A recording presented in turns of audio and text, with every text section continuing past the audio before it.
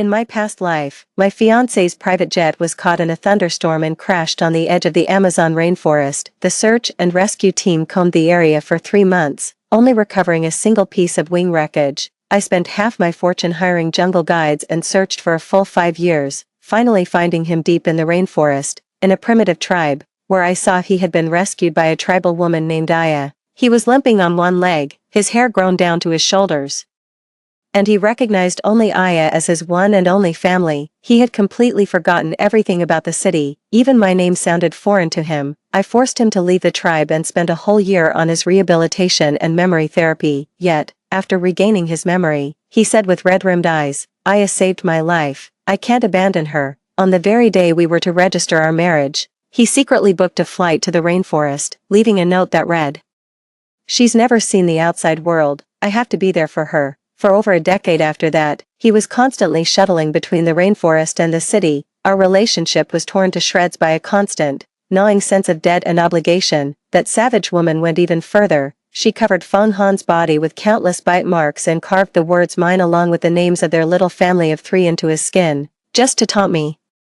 She even made Feng Han bring back poisoned fruit to trick me into eating it, forcing my hand to kill my own husband. On his deathbed, Feng Han clutched my wrist and whispered, "In the next life, just let me live out my days peacefully on the island with Aya." I smiled through gritted teeth. Not a chance. Given a second chance at life, I still went and brought him home, but this time was different. I brought Aya home too, and even threw them a grand, lavish wedding. Chapter 1, I was reborn.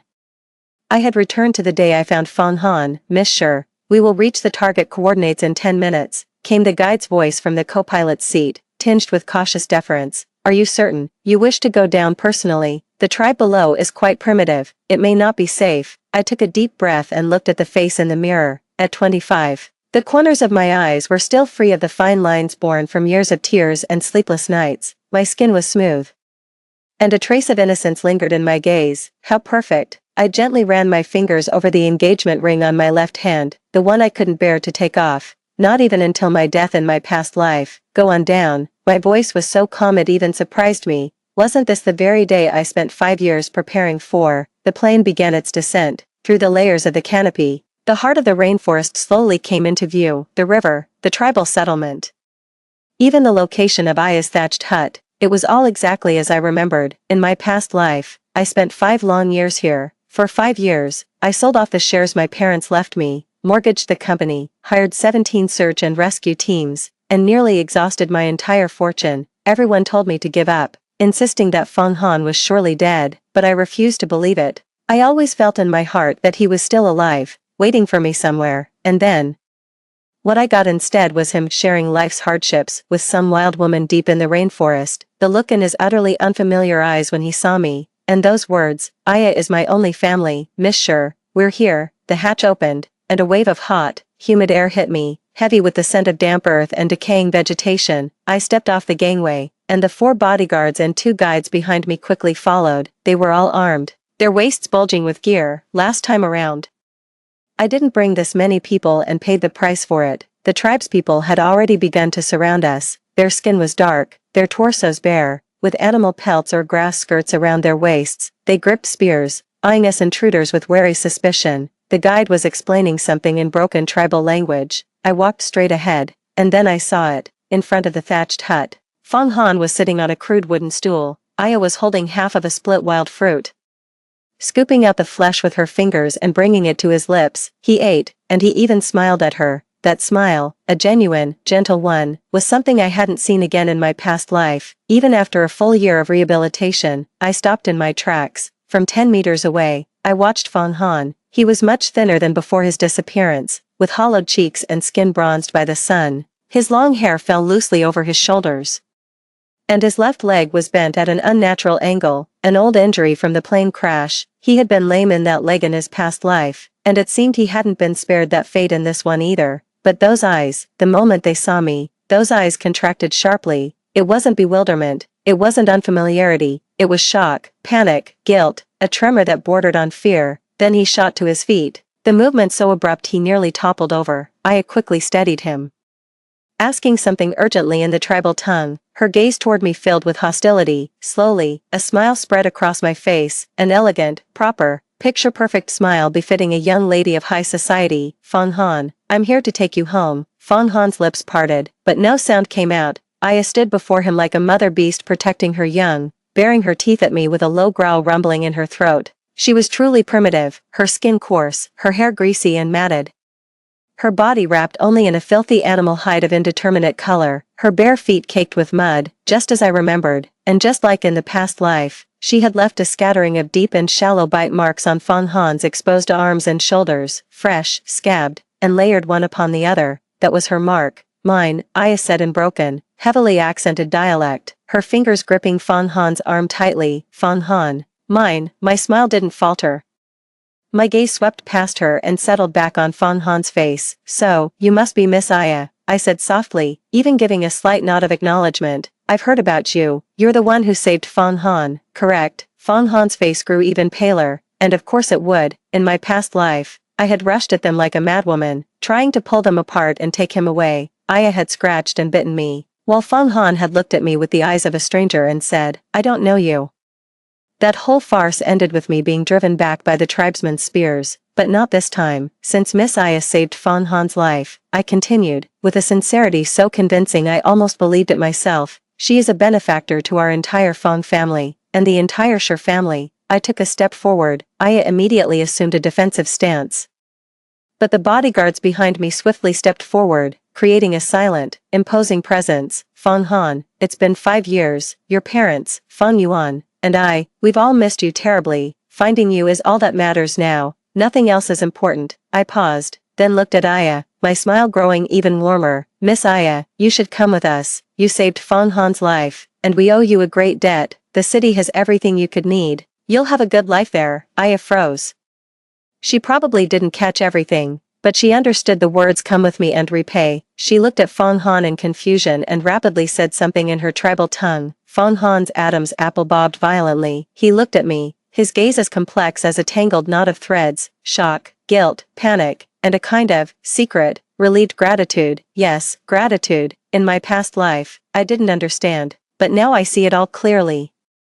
He was grateful that I hadn't become hysterical like in our past life, grateful that I had given him an out, grateful that he could leave with Aya gracefully, without having to make a choice. How utterly selfish. He wants to have his cake and eat it too. He wants the fig leaf of Aya's pure love and life-saving debt of gratitude, while also clinging to the wealth, status, and social connections his childhood sweetheart and fiancé, bring, in his past life. He vacillated for over a decade, torn between two women, between duty and guilt, leaving everyone emotionally scarred. In this lifetime, I'll stand by him. I'll help him see it through to the end. Shireen, Fong Han finally spoke, his voice raspy like sandpaper. How did I find this place? I gently finished his thought, my eyes welling up on cue. I've been looking for you for 5 years, Fong Han. Not a single day in those 5 years did I give up. That's the truth. The truth from my past life. In this life, I'm just reciting the script. Fong Han's eyes welled up with tears. He parted his lips as if to speak, but in the end, he only managed a hoarse whisper. Thank you, Shireen. Then he leaned in and whispered a few words to Aya in the tribal tongue. Aya's expression shifted from wariness to hesitation, then to a kind of greedy curiosity. She glanced once more at the well-equipped bodyguards standing behind me. She released her grip on Fong Han's hand. I smiled. Shall we go? Then, I turned slightly and gestured with a pleased motion. The plane is right outside. We can leave the rainforest tonight. Fong Han, your parents are already waiting for you at home, and Fong Yuan keeps asking about her brother. Fong Han limped over. Aya stayed close to him, still on guard, but her eyes had already begun to wander toward the diamond watch on my wrist. I pretended not to notice and turned to walk ahead. The cabin door closed as the plane was boarded, the engines roared to life, the aircraft taxied, and then lifted into the sky. I sat by the window, watching the rainforest shrink rapidly below, that green hell which had devoured 5 years of my youth, half my fortune, and ultimately, my life. Tokieni, Fong Han's voice came from beside me. He and Aya were sitting across from me. Aya was curiously running her hands over the leather seat, pressing her face against the window to watch the clouds. I turned my head, my face already wearing a perfect smile, one tinged with a hint of weariness yet still gentle. What's wrong? Are you feeling unwell? Would you like some water? I asked with concern, signaling to the flight attendant to bring some warm water. Fong Han took the glass of water, his fingers trembling. He stared at me intently, something turbulent churning in his gaze, as if trying to dig something out from my expression. His voice was hoarse, don't you have anything to ask me? Ask what? Ask him how he spent the last 5 years. Ask him why he considers Aya his only family. Ask him about those bite marks on his body. I asked in my past life. I asked until my voice was hoarse, until I had lost all dignity. And then came that line, Aya saved my life. Tokine, can't you stop being so aggressive? She's just a simple girl. She doesn't understand all your complicated things, in this lifetime. I won't ask again. You being alive is more important than anything. I said softly, my eyes reddening just right. Nothing else matters. Fong Han jerked his face away as if he'd been scalded. He lowered his head to drink, his fingers gripping the glass so tightly it creaked. Aya chose that moment to lean in, snatching the glass from him. She took several loud gulps from the exact spot he'd drunk from, then scrunched up her face and spat it out. Tastes awful. I want juice. Fong Han's body went rigid. He looked at me almost instinctively. His eyes filled with an awkward tension. He was waiting for me to lose it, waiting for me to show a look of disgust, contempt, or at the very least, disapproval. In my past life, I did exactly that. I asked the flight attendant to bring Aya some juice, but the disdain in my eyes was unmistakable. Aya sensed it immediately, threw the juice on me right then and there, and cursed at me in her tribal language the whole way. In this lifetime, I finally laughed. Does Miss Aya enjoy juice? I asked gently. Signaling to the flight attendant, please bring all the fresh juices available on board. Let Miss Aya sample them to see which one she prefers. The flight attendant quickly returned with 7 or 8 different juices. Aya's eyes lit up. She pounced on the drinks, trying each one and getting them all over her face. Then she grabbed strawberries from the fruit platter with her hands, stuffing her mouth full. Juice dripped from her chin onto the seat. Fong Han's expression darkened further. Aya.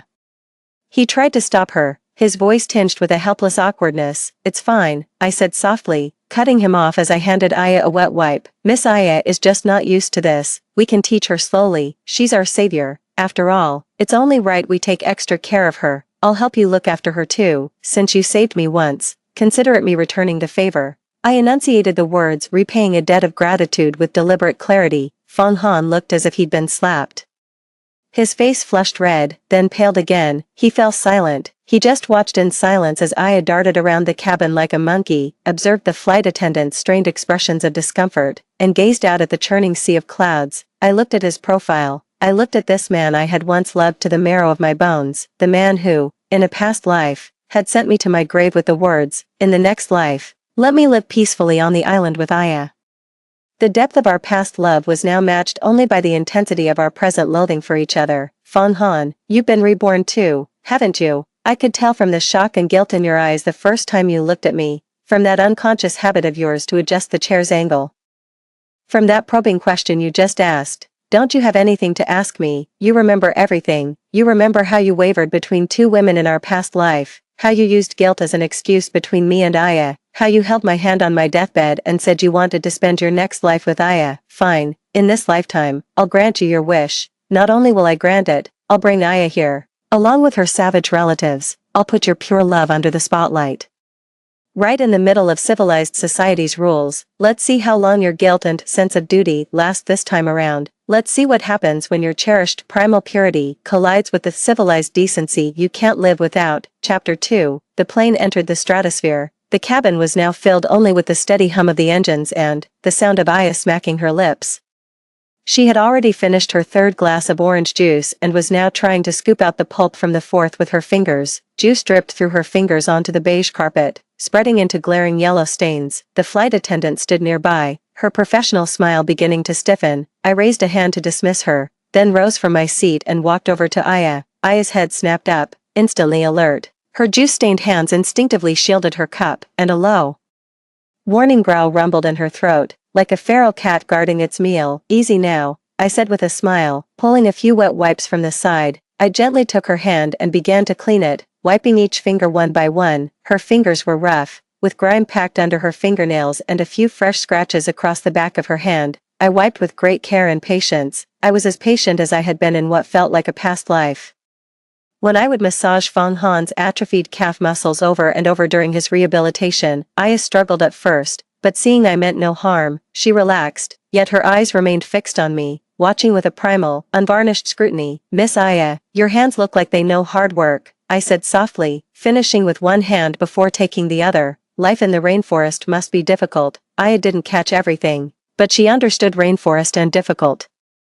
She tilted her head and replied in broken pidgin mixed with tribal words, "Rainforest, home, not difficult. Have Fong Han." My wiping motion faltered. I looked up and met Fong Han's gaze from across the way. He was staring fixedly at my hands cleaning Aya's, his face pale, his lips pressed into a tight, rigid line. Noticing my gaze, he jerked his eyes away as if scalded, turning to look out the porthole window. Yet the hand resting on his knee was clenched so tightly that his knuckles were white.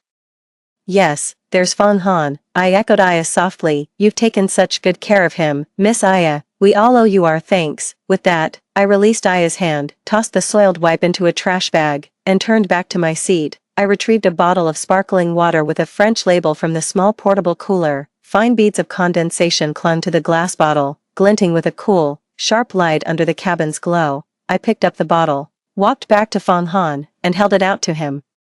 "Have some water," I said, my voice carrying just the right note of weary tenderness for a long-awaited reunion. "I remember this was always your favorite brand. You'd stock up on a few bottles for every long-haul flight. I've kept this one, thinking, just in case I ever found you, I could give it to you right away. Now, it finally serves its purpose." I paused, my eyes rimmed with red, but I fought hard to keep the tears from falling. Of course, it was all an act.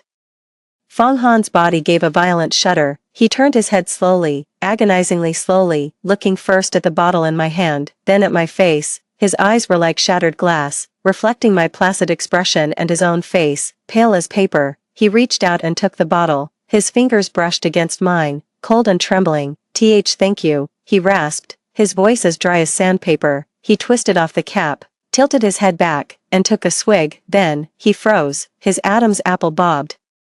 Staring at the bottle in his hand, he took another sip, savoring it carefully, as if trying to confirm something. I knew what he was trying to confirm. This brand of sparkling water has a unique source, with a very subtle, mineral-like aftertaste. In our previous life, he first tasted it during our post-engagement trip through Europe. He said it was the most unique water he'd ever had, and it later became a habit. But in this life, according to the timeline, he lost his memory.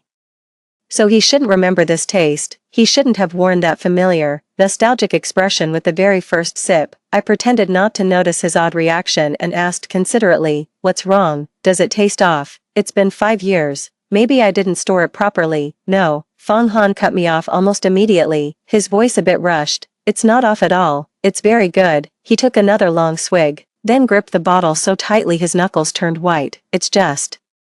He lowered his head, his voice dropping to a murmur. "It just feels vaguely familiar." "Oh," I gave a soft chuckle, settling into the empty seat beside him, leaving an armrest's width between us. "That might be muscle memory. You used to love it." After all, Fong Han said nothing. He just clutched that bottle of water, as if it were a lifeline. An eerie silence fell over the cabin. The only sounds were Aya fidgeting with her cup and her occasional, incoherent muttering. After a moment, Fong Han seemed to remember something and reached to press the button on the side of his seat. His movements were fluid, so natural he didn't even need to look down. His fingers found the button to adjust the seatback's angle with unerring precision, and he gave it a gentle press. The seatback began to recline slowly, settling into a perfectly comfortable position, an angle, the one he had used for over a decade in his past life, the one that felt most familiar. My fingertips dug lightly into my palms, yet, a flawlessly gentle smile remained on his face. The instant Fong Han pressed the button, his body went rigid. He held that position, his finger still resting on the button, frozen like a statue. Slowly, agonizingly slowly, he turned his head to look at me. His eyes were brimming with sheer panic and a desperate need for confirmation. Meeting his gaze, I tilted my head slightly and offered a look of mild confusion. "What's wrong? Is the seat uncomfortable? Should I ask the flight attendant to adjust it for you?" Fong Han's lips parted and trembled a few times. He seemed to want to say something, but in the end, he just shook his head, his voice hoarse. "And no, it's fine. This is good." He released the button, but the chair back had already settled at that angle he found most familiar. He leaned back, closed his eyes, as if feigning sleep, but I knew he couldn't possibly fall asleep. His eyelashes were trembling, his breathing was erratic, and the knuckles of his hand gripping the sparkling water bottle were white from the strain. What's on his mind? Is he wondering why I'm suddenly being so magnanimous? Is he thinking I might have been reborn too? What's his next move? Or is he just relieved? Relieved that I know my place and didn't put him in a difficult spot. I averted my gaze. Looking out at the churning sea of clouds beyond the window, a cold emptiness settled in my heart, just as I thought. Feng Han, you've come back too, haunted by memories of a past life, burdened with guilt towards me, a sense of duty to Aya, and that damned, greedy desire to have it all. Good, now, the game gets interesting. After all these years, you may have forgotten just how vicious a woman I can be. It's all connected. It'll come back to you. Ah, a sharp scream shattered the silence. Aya shot up from her seat, hand clamped over her mouth, her face ashen as violent retches racked her throat. The next second, she let out a loud wah and vomited the juice she had just drunk, mixed with unidentifiable food debris, all over the beige carpet. A sour, rancid smell instantly filled the air. The flight attendant's expression changed, and she immediately stepped forward to deal with the situation. Aya, however, seemed startled. She violently waved her hand to push the flight attendant away, stepped barefoot into the vomit, staggered backward, and bumped into the nearby liquor cabinet. The glass shattered with a crash, scattering pieces across the floor. Stay back, bad, bad, Aya shrieked in her tribal tongue, snatching up a shard of the broken glass and waving it wildly. Feng Han's eyes snapped open, and he started to get up to go to her. I gently pressed my hand down on his arm to stop him. I'll go, I said. Rising to my feet and walking towards Aya. Tokine, it's dangerous, Feng Han shouted from behind, his voice tight. I paid no attention. I stopped in front of Aya, just a step away from the shard of glass in her hand. Aya stared at me with red-rimmed eyes, like a cornered beast, brandishing a shard. Get away, poison, you poisoned me. I stopped in my tracks, not moving any closer. I just watched her quietly, with a calm, almost pitying look in my eyes. Then, in the simple local dialect she could understand, I said slowly, it's not poison, it's the plane, flying too high. You're not used to it, it makes you sick. It's normal. Aya's waving hand paused midair as she looked at me with suspicion. I pointed at the clouds outside the window, then made an upward gesture. We're in the air, very high up. It's normal to feel unwell on your first flight. She followed my gesture to look out the window, then glanced at the mess on the floor.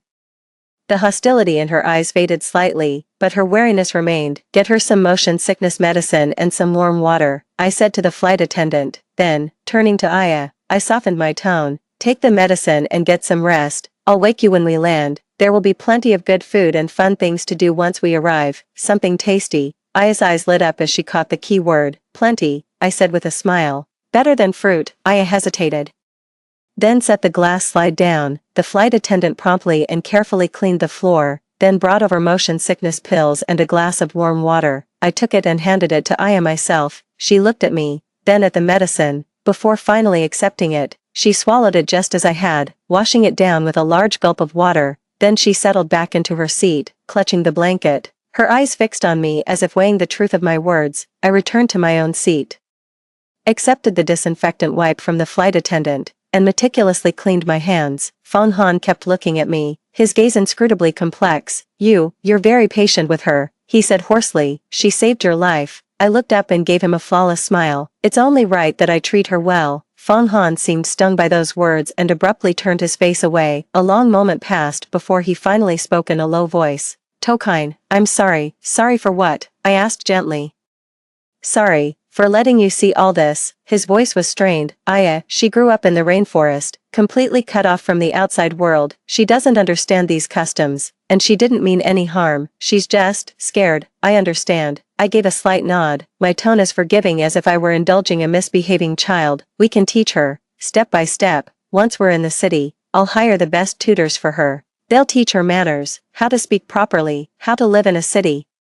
I paused, gazing out the window at the city skyline drawing ever closer, my voice as soft as a sigh. After all, she saved you. We owe her a debt for a lifetime, don't we? I brought up the debt of gratitude again, just like he used to do in his past life, constantly harping on it, enough to make anyone sick of it. Feng Han's body shuddered violently. He turned his head and stared at me, his eyes rimmed red, his lips trembling as if 1,000 words were caught in his throat. In the end, not a single word escaped him. The plane began its descent. A feeling of weightlessness washed over me. Aya screamed again, her hands gripping the armrests tightly. Feng Han rose almost immediately, staggering over to crouch beside her, murmuring soothing words in his tribal tongue. His voice was gentle, the kind of heartfelt tenderness I had longed for in vain after finding him again in my past life. He patted Aya's back softly, repeating the comforting phrases over and over.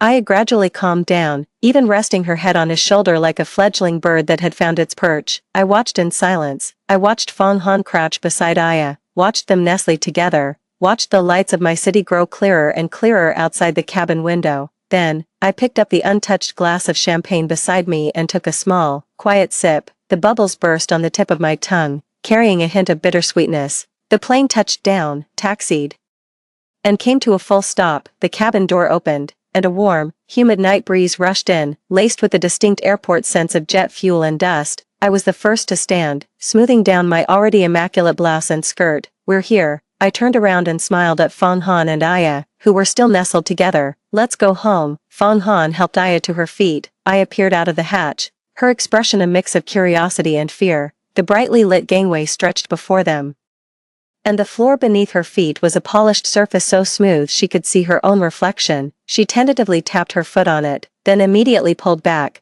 clutching Fong Han's arm tightly. "Don't be afraid," Fong Han murmured first in Chinese, then repeated the words in the tribal tongue.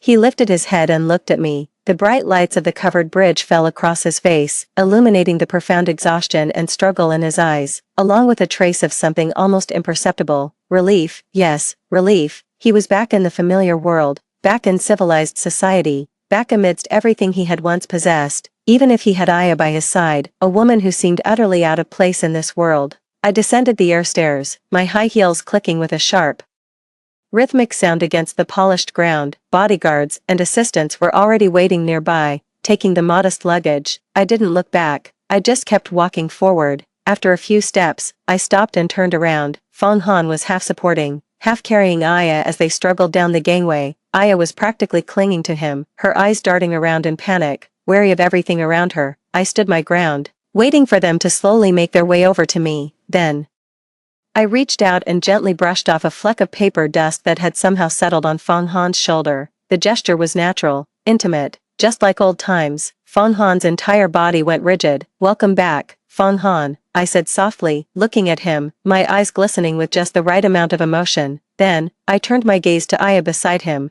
who was clutching his arm tightly and glaring at me with a look full of hostility and possessiveness. My smile widened, and my tone grew sincere.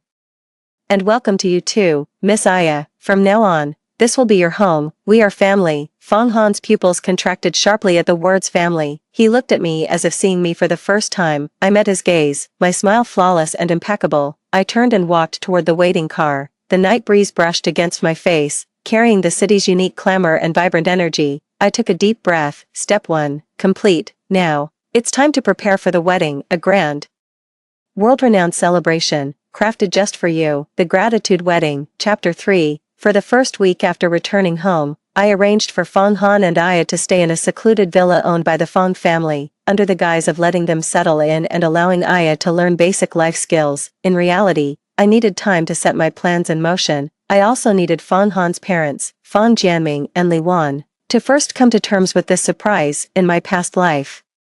After I brought Fong Han back from the rainforest, his parents were deeply troubled by Aya's presence, but they ultimately acquiesced. They were heartbroken that their son had suffered so much, and figured that since Aya had saved Fong Han's life, they could just pay her off to make her go away. They even gently advised me, "Enin, we know you're hurt, but Fong Han, he's struggling right now. Aya did save his life. After all, that's a debt of a lifetime. Be the bigger person, give it time, and he'll come around." How foolish I was back then. I truly believed that if I was generous enough, forbearing enough, Fong Han would eventually come back to his senses and remember the 20 years we shared. And what was the result? The result was Aya marking her territory on my husband in the most primal way. The result was Fong Han, forever choosing a sense of obligation and duty between Aya and me. The outcome was that poisoned fruit, and a long, drawn-out death amidst the smell of hospital antiseptic. For the rest of my life, I will never be generous like that again. I will proclaim this generosity to the whole world. On the 10th day after returning home, I went back to the Fong family's ancestral home of my own accord. Fong Jianming and Li Wan were both there.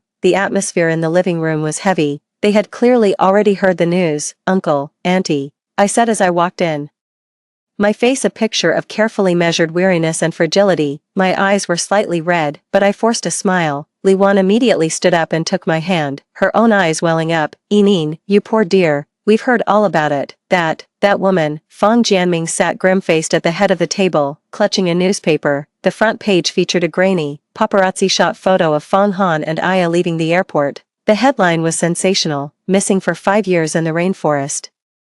Tycoon's fiancé returns with a savage bride." What on earth is going on? Fang Jianming put down the paper, his voice stern. "Has Fang Han really, with that, savage, uncle?" I gently interrupted him, my voice trembling yet striving for calm. "Her name is Aya. She saved Fang Han. If it weren't for her, Fang Han might have." I paused at the right moment, sniffed, and lowered my eyes. Li Wan's tears fell as she gripped my hand tightly. "We know. We understand, but Yining, what about you?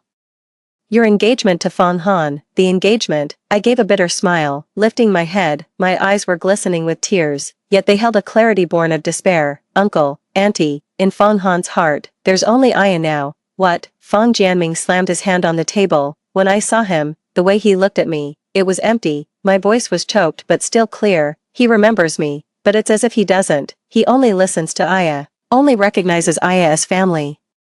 I tried talking to him about the past, about the company, about you both, about Fang Yuan. He was completely lost, but the moment Aya's name is mentioned, his eyes come alive, with tear-filled eyes. I looked at the Fang parents and spoke, each word deliberate and resounding. "Miss Aya is Fang Han's savior. Without her, he would not have returned." This debt of gratitude is one that both the Fang and Shi families cannot leave unrepaid. Therefore, I took a deep breath, as if summoning every ounce of my strength, and announced the decision. I had decided to hold a wedding for Fang Han and Miss Aya. A deathly silence fell over the living room. Fang Jianming and Li Wan stared at me, dumbfounded, as if they didn't know me at all. "Yining, have you lost your mind?" Li Wan cried out, her voice breaking. "You want to hold a wedding for that savage? And Fang Han, what about you two? What was between us is over." I closed my eyes, two clear trails of tears sliding down my cheeks. I loved Fang Han. I loved him for 20 years. But it's precisely because I love him that I can't bear to see him suffer. He owes Aya a life. That's a debt he must repay, and the last thing I can do for him is to let him repay it with some dignity. I opened my eyes. The tears were still flowing, but my tone was unwaveringly firm. "I will personally oversee their wedding preparations. We'll hold the grandest ceremony to show the world that Miss Aya is the Fang family's benefactor. The woman Fang Han is willing to spend his entire life repaying. This way, no one will dare look at Fang Han, or our family, with scorn. Consider this, the last thing I can do for him." Preposterous. Fang Jianming's face turned ashen with rage. What an utter disgrace, the eldest son of the Fang family, marrying some savage. Have you any idea the humiliation this would bring upon our family name? "Uncle," I said softly, my voice trembling with emotion, yet I stood my ground. "Which is more important, the Fang family's reputation, or Fang Han's life?" My words left Fang Jianming utterly speechless. Besides, I wiped away my tears, my voice growing calm, even laced with a hint of icy sarcasm. "Right now, Fang Han only has eyes for Aya. If we force them apart, we'll only push him further away, maybe even drive him back to the rainforest. Then, the Fang family would truly lose all face and end up with nothing, neither the person nor any hope." I looked at Li Wan, softening my tone. "Auntie, you want Fang Han to be well too, don't you? As long as he's well, as long as he can come back and be with us, what does anything else matter?" Li Wan covered her face with her hands and began to sob quietly.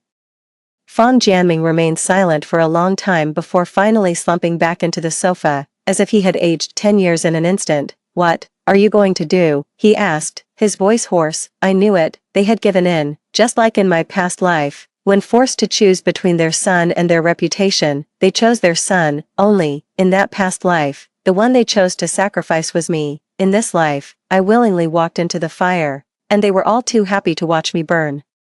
"I'll take care of everything." I stood up, regaining a measure of composure. "The venue, the schedule, the guest list, the media, I'll oversee it all personally. I'll also speak to Fang Han and Miss Aya. All you need to do, uncle and auntie, is attend this ceremony and accept the newlyweds' tea. Leave the rest to me." After leaving the old Fang family residence and getting into the car, the tear stains on my face dried up in an instant. My assistant, Lin Jean, handed me a tablet displaying the press release that had just been issued. The headline read, 5 years of waiting, no regrets, Eris's selfless love paves the way, orchestrating a lavish wedding for her fiancé and his savior. The press release, written in my voice, was dripping with deep affection, magnanimity, gratitude, and sacrifice. The prose was melodramatic and rich in detail, painting me as a saintly figure who let love go and repaid grievance with kindness. President Sure. The press release has been sent to all our media partners. The trending topic is also prepped and ready to go live in 3 minutes, Lin Jean reported in a low voice. I took the tablet and quickly scanned the content. Also, the wedding dress design has been revised according to your request, said Lin Jean, pulling up another file. On the screen was an utterly extravagant wedding dress. To call it a wedding dress was a stretch. It was more like a bizarre costume cobbled together from feathers, animal bones, colorful fabric strips, and crude lace. The designer had likely exhausted their imagination trying to fuse primitive tribal flair with wedding sanctity, resulting in a tasteless, disastrous mess. Excellent, I nodded with satisfaction. Contact Vera Wong's studio. Tell them it's a private commission from me and it must be completed within 2 weeks. Price is no object. Yes, sir. Lin Jean noted it down, and I swiped to the social media page on my tablet and opened my private account. Is the caption ready? It's ready. I logged into the account and uploaded that wedding dress design sketch. Caption: True love transcends notions of civilization and the primitive. With the purest of hearts, Miss Aya saved Fong Han, a debt of gratitude that outweighs all else. It is my great honor to have personally designed their wedding gowns. May their love be as enduring as the rainforest and as pure and eternal as a mountain stream. The wedding is set for the 18th of next month. You are cordially invited to witness this love that bridges worlds. Click, send. Almost the instant it was sent, the phone began to vibrate furiously. The chimes of private messages, comments, and likes came in a relentless stream. I muted the sound, but the screen continued to flicker rapidly. I didn't need to look to know the internet was exploding right now. Back to the office, I told the driver. The car glided smoothly into the city center, stopping at the foot of that familiar office building. Wearing sunglasses, I entered the lobby flanked by a team of bodyguards. The gazes of employees and passers-by along the way fell upon me, some shocked, some sympathetic, some simply curious. Without a sideways glance, I walked straight into the private elevator. The elevator doors closed, shutting out all prying eyes. Lin Jean reported in a low voice.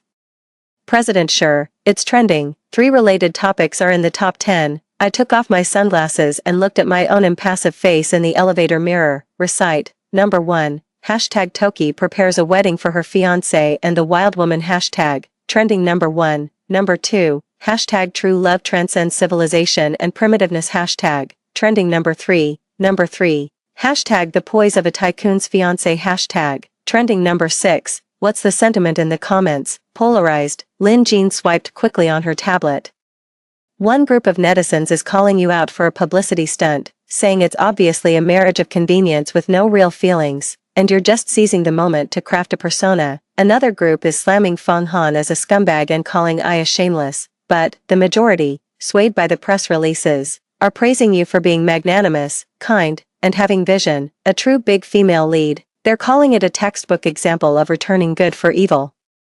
Quite a few female influencers are reposting it, saying you've taught all women a lesson, that love is about letting go, not possessing. The corner of my mouth twitched. Letting go, right. I'll grant them their wish. / have the online commentators steer the narrative. / I instructed calmly. / focus on praising the life-saving debt and the pure love. Frame Fong Han and Aya's image around innocence and a genuine love untainted by worldly concerns, if necessary.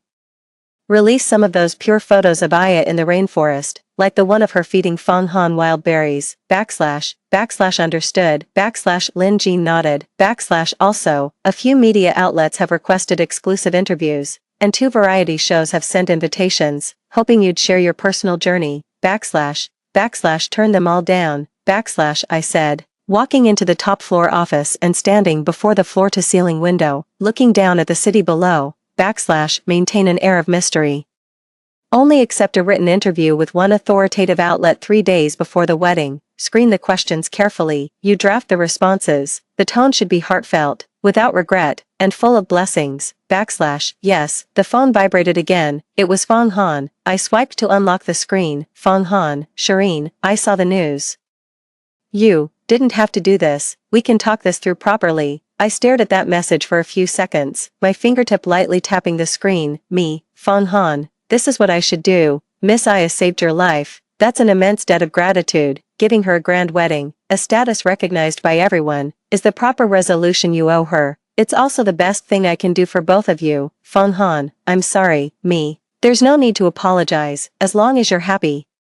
That's all that matters. Chapter 4. The wedding was set to take place at the coastal estate owned by the Feng family. I personally selected the venue, spacious and oceanfront. It's perfect for media broadcasts, and conveniently, leaves no room for any unsavory details to hide. On the eve of the wedding, I went over the schedule one last time. The guest list encompassed the entire upper echelon. The media section hosted over 30 major outlets from home and abroad.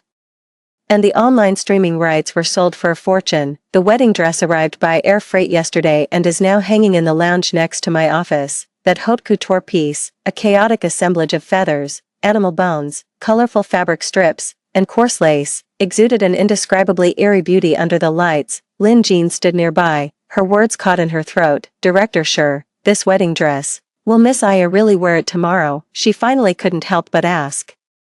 Of course, I walked over and gently flicked the bright red-dyed pheasant tail feather on the gown. This is a masterpiece personally crafted by the great Vera Wang, a fusion of primitive tribal elements and modern bridal art. Miss Aya is sure to love it. Lin Jin's mouth twitched, and he said nothing more. I knew exactly what she was thinking. She was thinking that if she wore this wedding dress out, she'd be the laughingstock of the entire social circle for the next decade. She was wondering if I'd lost my mind, actually planning such an extravagant wedding for that wild woman. Have the gowns been delivered? I asked. Yes, they have, as you instructed. We prepared 3 alternate gowns for Miss Aya, all from the same collection. Lin Jean paused. For Mr. Feng, it's the bespoke suit you had custom-made for him previously. That suit was the one I had commissioned for him from an Italian master tailor in our previous life. For our engagement, he never wore it. Not even once. For this occasion, I deliberately dug it out from the back of my closet, ironed it perfectly smooth, and sent it over to him. I wonder what expression he'll have when he wears that suit, custom-made for Tokyo's fiancé, to marry another woman. Have the media been taken care of? I confirmed one last time. Everything's arranged. The live broadcast cameras, network signal, press releases, trending topics, and the online comment brigade, all are in position. We're guaranteed at least 3 of the top 5 trending spots tomorrow. Good. I closed the procedure manual. You should get some rest too. Tomorrow is going to be a tough battle, Mr. Sure. Lin Jean looked at me, concern evident in his eyes. Are you really alright? I just smiled, offering no reply. Alright, I'm perfectly fine. I've been waiting for this day for far too long. The next day, the weather was impossibly perfect, under a brilliant blue sky. The sun shone brightly as a salty sea breeze swept through every corner of the estate. Flowers, ribbons, a champagne tower, a colossal cake, every essential element of a wedding was present, executed with the utmost extravagance. At 10 in the morning, the guests began to arrive, socialites, tycoons, celebrities, the press. A glittering crowd mingled, glasses clinking in a scene of opulent revelry. Perfectly polite smiles were fixed on every face as people exchanged pleasantries, yet their eyes, when they met, betrayed an unmistakable thrill of excitement and curiosity. This wedding was no longer a simple ceremony. It had become a wildly popular, absurd, and thrilling reality show, and I was the mastermind behind the entire production. Miss Sure, you look absolutely stunning today, said a wealthy socialite I knew, approaching with a champagne flute in hand. Her eyes held an unconcealed mix of sympathy and curiosity. To be so magnanimous, it's truly admirable. You're too kind, Mrs. Chen, I said with a smile, taking a sip of water from my glass. Miss Aya saved Feng Han's life. That's an enormous debt of gratitude. I only did what anyone would have done. Well, that's easy to say, but, Mrs. Chen lowered her voice, can that savage really adapt? I heard she doesn't even know how to use a knife and fork, and yesterday she broke an antique vase at the Feng family's old estate. She'll learn, in time, I said gently, though my gaze drifted toward the manor's entrance. Feng Han's car had arrived. The black stretch limousine came to a slow, smooth stop. The door opened, and Feng Han was the first to step out. He was wearing that bespoke suit, impeccably tailored to accentuate his tall, straight frame. The marks left by 5 years in the rainforest hadn't completely faded. His skin retained a healthy bronze tan, but set against the suit, it lent him a rugged, handsome air. Only his expression was stiff, as if he were wearing a mask. He stood by the car, not immediately heading for the red carpet. Instead, he turned and extended a hand toward the vehicle's interior, a dark, rough hand, its fingernails still caked with a bit of dirt, settled into his. Then, Aya emerged. In that instant, the entire estate seemed to fall silent, as if someone had hit a mute button. All conversation, laughter, and the gentle clinking of glasses and plates fell completely silent. Every eye in the room was fixed, unblinking, on Aya, fixed on the indescribable wedding dress she was wearing. The feathers were disheveled and stained with unidentifiable grime, the animal bones were poorly polished, gleaming a sickly white in the sunlight, strips of colored cloth and lace were haphazardly stitched together, with several threads even coming loose at the hem. To make matters worse, Aya was clearly no match for the high heels. She practically stomped her way forward, walking with an unsteady, wobbling gait. One hand clutched Fong Han in a death grip, while the other kept tugging at the feathered adornment around her neck, her expression a picture of agitation and discomfort. "My God, Mrs. Chen," standing beside me, let out a voice that was nearly strangled. I held my wine glass, my fingertips icy cold, yet I maintained a perfect, congratulatory smile on my face. Fong Han led Aya, step by step, down the red carpet. His back was ramrod straight, but his jaw was clenched tight. His gaze fixed rigidly ahead, not daring to meet the eyes of any guest. Aya was the complete opposite. Her eyes were wide, darting around with a mix of curiosity and wariness. She cast a look over the opulent decorations, the exquisite food, and the elegantly dressed guests, a gaze that held both avarice and hostility. When her eyes swept over the society ladies in their lavish gowns and expensive jewels, she would instinctively purse her lips and let out a low, indistinct grumble in her throat. But when her gaze passed over the handsome male guests, it would linger for a moment, staring with a primal, utterly undisguised appraisal. Several of the men who were being stared at went pale, awkwardly averting their gaze. The red carpet wasn't long, but Fong Han and Aya walked it for what felt like an eternity.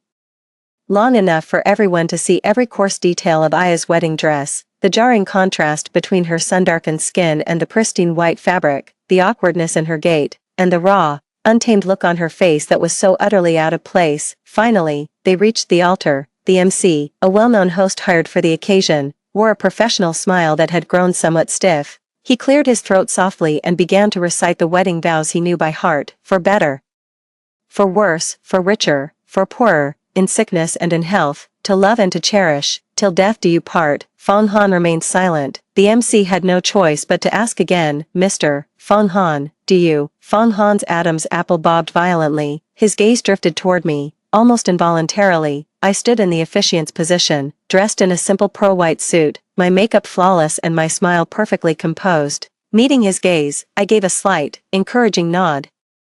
My eyes filled with warmth and blessing. As if scalded, Fong Han abruptly averted his eyes, his lips parted, and a dry, rasping voice, barely audible, escaped. "I do, Miss Aya." The officiant turned to Aya, struggling to keep his tone steady. "Do you take Mr. Fong Han to be your husband, for better or for worse, mine?" The officiant's words were cut off by a sharp, heavily accented shout. Aya suddenly wrenched her hand free from Fong Han's grasp, lunged at him, and threw her arms tightly around his neck. And then, she opened her mouth and sank her teeth viciously into the side of his neck. Ah! A few sharp gasps of shock rose from the audience below. Fong Han's body went rigid, a muffled grunt escaping him, yet he didn't push her away. Blood instantly welled up from between Aya's teeth. The crimson blood stained his pristine white shirt collar and smeared across her saliva-dampened teeth. Aya released her bite and lifted her head, her chin still smeared with blood, gazing at the distinct, bleeding bite mark on Fong Han's neck. A strange smile, a mix of triumph, possession, and satisfaction, spread across her face. She shouted something in her tribal tongue, then in broken, accented speech, she declared to all the stunned guests below, enunciating each word with deliberate force, "Mine, Fong Han is mine." Dead silence, a silence even more terrifying than before. Everyone froze, their expressions locked in place as if they had witnessed something terrifying beyond comprehension. The live broadcast camera faithfully captured it all. I could imagine the absolute uproar that must be erupting across the internet at this very moment. A few seconds later, a low hum of discussion finally rose like a tide, subdued yet charged with an air of incredulous excitement and absurdity. "Oh my God, she bit him. Is that a mark? Savages will be savages. How terrifying." Fong Han didn't even push her away. "Look at his neck. It's bleeding." Fong Han's face turned deathly pale in an instant. It wasn't pain, but humiliation. It was the kind of humiliation that felt like being stripped naked and thrown into the spotlight, brutally shamed by the most primitive savagery and ugliness. He stood frozen in place, his body rigid as stone. The vivid red bite mark on his neck was a shocking sight. He tried to raise a hand to cover it, but his arm faltered halfway and dropped limply to his side. Aya, however, seemed immensely pleased with her handiwork. She leaned in again, her tongue darting out to lick the bleeding mark. Fawn Han, mate, I want to mate, now. Another collective, sharp intake of breath rippled through the audience. Someone couldn't hold back a snort of laughter, quickly clapping a hand over their mouth. Some people's faces contorted, as if they were desperately holding something back.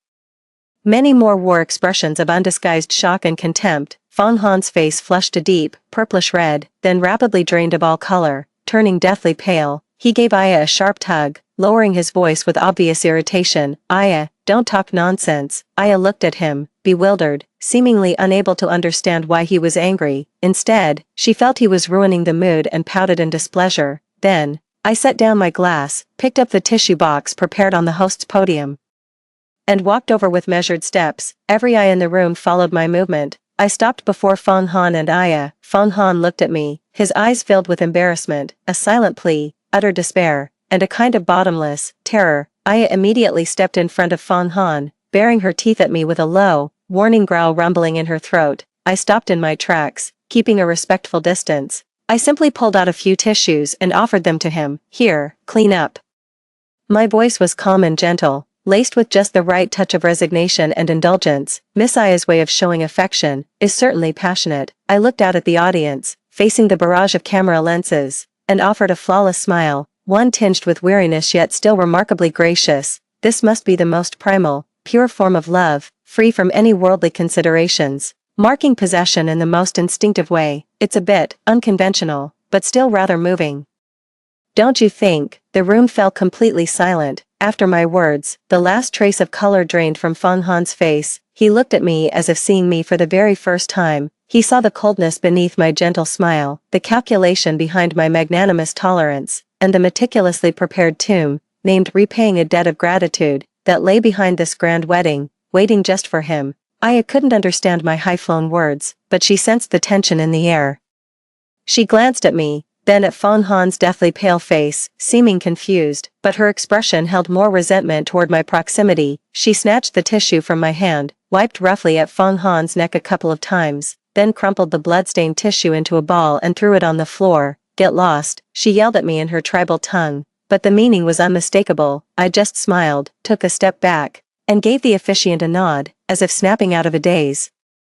The officiant wiped the cold sweat from his brow and continued in a trembling voice, and now, the exchange of rings. The rings were my doing, a pair of simple, unadorned bands. Fawn Han mechanically picked up the ring and slipped it onto Aya's dark finger. Aya held the ring, staring at it for a long while as if she didn't understand its purpose. Only after repeated prompts from the officiant did she clumsily, almost forcing it, slide the ring onto Fawn Han's ring finger. I now pronounce you husband and wife. You may kiss the bride. Fawn Han remained motionless. Aya, however, couldn't wait any longer. She rose on her tiptoes, wrapped her arms around Fawn Han's neck once more, and this time, instead of biting, she planted a firm, wet, sloppy kiss right on his lips. The MC broke into an awkward cold sweat and hurriedly tried to smooth things over. Ah, the bride is certainly direct and spirited. How charming. Well then, let's move on to the next item on the agenda. The newlyweds serving tea to the parents. The tea-serving ceremony turned out to be an even bigger disaster. Aya had no concept of the tea-serving ceremony. Mimicking the person beside her, she picked up a teacup, instead of offering it with her hands. She clamped the rim between her teeth like an animal drinking from a bowl. She then leaned toward Mother Fong, making a guttural ha-ha sound in her throat, which she intended to mean drink. Mother Fong's face turned ashen, staring at the dubious trail of saliva on the cup's rim. Her stomach churned violently. She jerked her head away and was seized by a fit of violent, dry retching. A vein throbbed on Fawn Han's forehead. He practically snatched the cup from Aya's mouth, slamming it haphazardly onto the table. His words were forced through gritted teeth. Mom's not feeling well. Stop it. Provoked by his shout, Aya flew into a rage. She hurled the other teacup to the floor with force. The scalding tea splashed onto the hem of a nearby socialite's dress, eliciting a sharp, startled cry. The scene was utter chaos. We finally made it to the banquet portion of the evening. The dinner was a buffet. Aya's performance did not disappoint, she ignored the cutlery. Grabbing the lobster, steak, and foie gras from the plate with her bare hands, she stuffed her mouth until it was slick with grease, the juices dripping down her chin onto the exorbitantly expensive haute couture wedding gown. Spotting the towering three-tier wedding cake, she squealed with delight. She scooped out a huge handful, crammed it into her mouth, then grabbed another handful and smeared it onto the Chanel haute couture dress of a society matron standing nearby. The matron shrieked and leapt back, her face turning ashen. Aya just roared with laughter, dug out another chunk of cake, and tried to smear it on Fong Han's face. Fong Han dodged awkwardly, grabbing her wrist and hissing a reprimand in their tribal tongue. Aya's laughter cut off abruptly. She glared at Fong Han, then suddenly smashed the gooey cake in her hand squarely onto his expensive suit. Then, she turned and fled, her bare feet trampling across the lawn, kicking over several champagne flutes and plates in her path and causing a commotion. Fong Han stood frozen in place. The front of his suit was smeared with cream and jam, his hair was streaked with some as well, and the bloody bite mark on his neck looked particularly stark under the lights. He looks like a complete clown. The guests finally stopped holding back, and a wave of low snickers and murmurs washed over the room. Oh my god, what a disaster. The Fong family has really lost face this time. Shireen really has the patience of a saint. Maybe she's doing it on purpose. Look at her. She's been smiling the whole time. True, I'd be disgusted too. Why should she have to play nice for that scummy couple? But that brute, TSK, Fong Han's life is going to be quite interesting from now on. Fong Han's head snapped up, his crimson eyes scanning the crowd before finally locking onto me. I was speaking with a few elders from our long-connected families, a perfectly polite smile on my face as if the commotion behind me simply didn't exist. Our gazes met briefly in the air. In his eyes was a torrent of rage, humiliation, despair, and a silent, searing accusation. In my eyes, there was only a profound, unfathomable calm, and a trace of something almost imperceptible, mockery. Then, I raised my glass to him, soundlessly. I mouthed the words, "Congratulations on your wedding." Fong Han's body swayed unsteadily, as if all his strength had been spent. He hung his head in dejection. Without another glance at me, he turned and stumbled off in the direction Aya had fled. The dinner party ended on a sour note, or rather, the guests departed in high spirits, thoroughly satisfied and brimming with fresh, juicy gossip. By the time I saw off the last guest, it was already deep into the night. The sea breeze swept away the day's stifling heat, along with the lingering sweet, cloying sense of champagne and food in the air. Lin Jean approached with my shawl and said in a low voice, "President Sure, Mr. Fong, and his new wife have returned to the villa." Miss Aya made quite a scene in the car, even smashed a window. Mr. Fong didn't look well. I took the shawl and draped it over my arm. And the press release has been sent out, and the trending topics are scheduled. Lin Jean paused, his expression turning odd. The headlines are, #primitive love.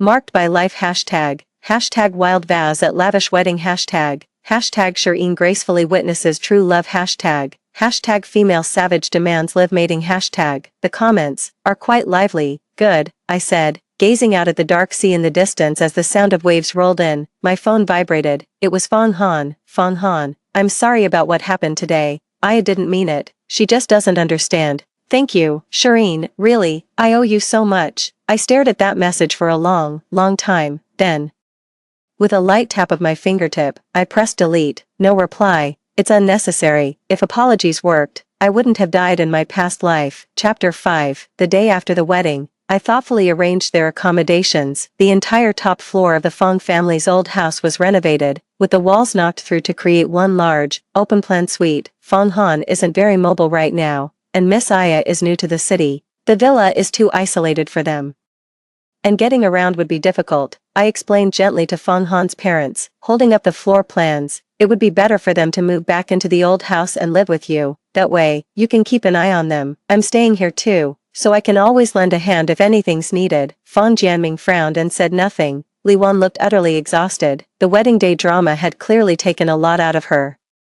But upon hearing, keep an eye on them and that Shireen will be here too, she finally gave a nod. Well, it's good that you're here, Enin. It puts our minds at ease. She took my hand, her eyes welling up again. It's just, we're putting you in an awkward position. Auntie, please don't say that. I patted her hand, my smile flawless. We're family. The phrase "we're family" was rolling off my tongue more and more easily these days. Fong Han was against it at first. No need, Shireen. He stood in the villa's living room, dark circles heavy under his eyes, clearly having had a sleepless night. We'll be fine staying here, no point going back and being a burden. How could you possibly be a burden? I said with clear disapproval. Miss Aya just arrived and isn't used to things yet. At the old house, there are chefs, housekeepers, drivers, everything is convenient. What's more, your parents are getting on in years and want to see more of you, Fang Han. You can't just think of yourself, you have to consider the elderly too. I gently laid the accusation of being an unfilial son at his feet, and Fang Han was immediately rendered speechless. He looked at me, his expression complex, and finally said dejectedly, I'll leave it to your arrangements. So, on the third day after the wedding, Fang Han and Aya moved into the old Fang family estate. Along with them came Aya's rapidly swelling greed for this civilized world, and an endless stream of noise. On the very first day, Aya became obsessed with the old iPad that Fang Yuan had cast off. I kindly helped her connect to the Wi-Fi, downloaded a few of the hottest short video apps, thoughtfully cranked the volume to max, and turned on teen mode, which specialized in pushing all sorts of melodramatic mini-series, cringe-worthy skits, wilderness survival clips, and overbearing CEO Falls for Me compilations. Ever since that day, the penthouse was never quiet again. You homewrecker, how dare you steal my man, President, you sent your wife to work in the African mines 3 years ago. Let's go, do it, boys. Yo, check this out, fam, I'm about to take a bite out of this king cobra, raw. Hit that like button. A chaotic mix of exaggerated sound effects, canned laughter, and brainworm pop songs, all layered with Aya's intermittent shrieks, boisterous laughs, and garbled imitations, blared from morning till night. The noise seeped through the solid floorboards and echoed throughout the entire old house. Fang Han had tried to put a stop to it. Aya, keep it down, he said, closing the door and speaking patiently in their tribal language. Mom and Dad are resting downstairs, and Shireen is trying to work. Aya clutched her iPad, eyes glued to the influencer gyrating on screen, not even looking up. Sounds great, looks amazing, I'm gonna learn this. You can learn it if you want, but the volume, too loud.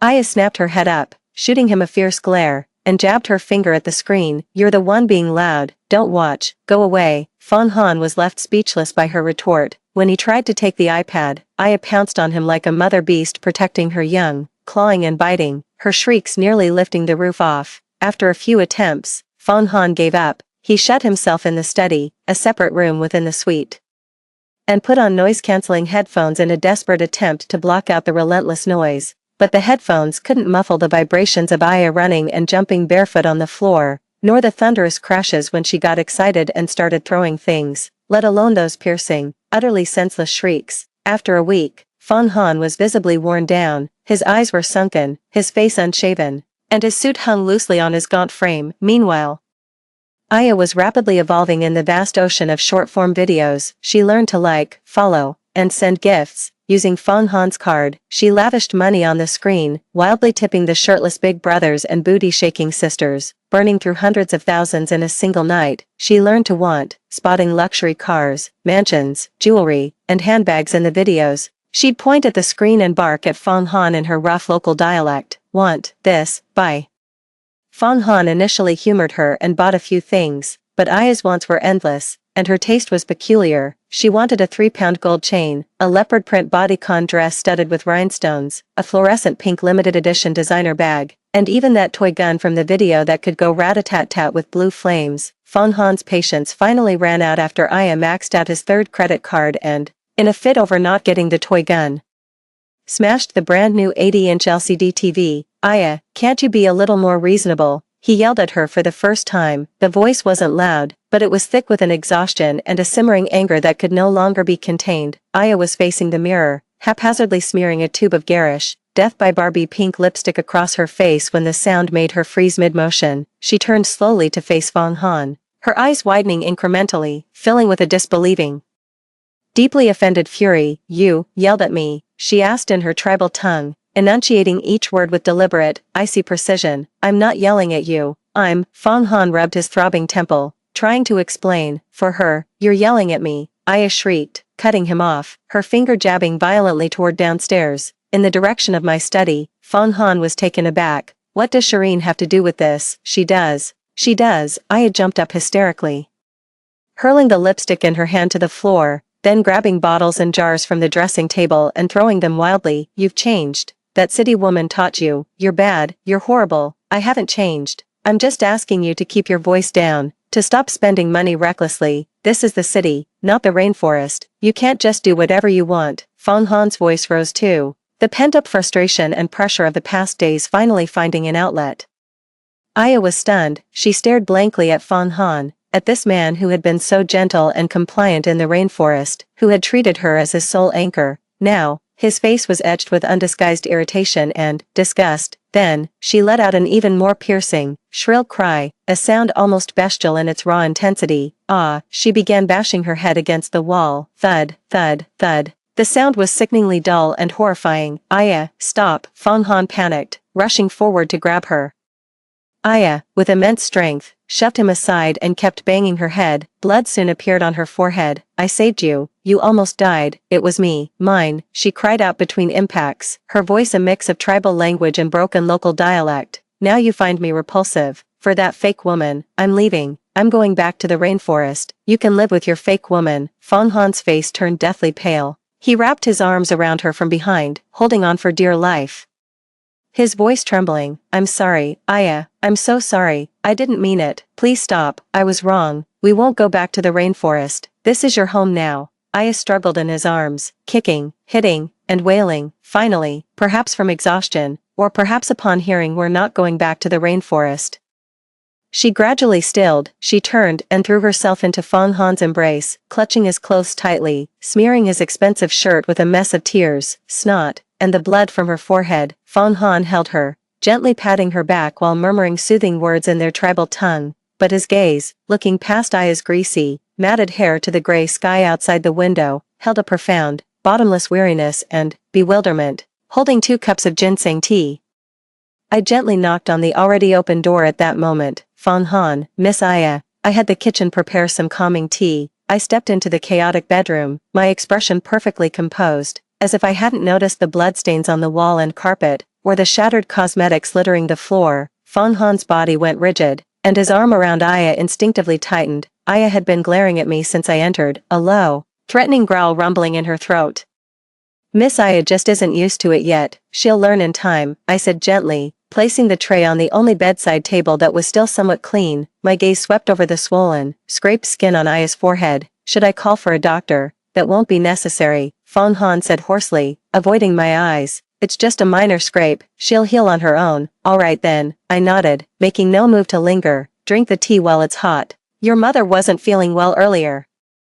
I'll go check on her downstairs." I turned and left, closing the door softly behind me. I shut out the complex, inscrutable gaze from Fong Han behind me, along with Aya's still hostile glare. The moment I stepped out of the penthouse, the mildness vanished from my face. Lin Jean was waiting at the stairwell landing. He lowered his voice and said, "Mr. Sure, it's done as you instructed. We sent word to Miss Aya's tribal family, inviting them to come enjoy the good life. They've replied, they're thrilled, about 5 or 6 people, arriving next week." I descended the stairs, arranged for someone to pick them up and take them straight to the old estate, inform the gatekeepers and the staff. "They are Miss Aya's honored guests. Make sure they receive a warm welcome." "Understood." A week later, Aya's honored guests arrived. There were 6 men in total. They were all Aya's brothers, cousins, and uncles from the rainforest tribe.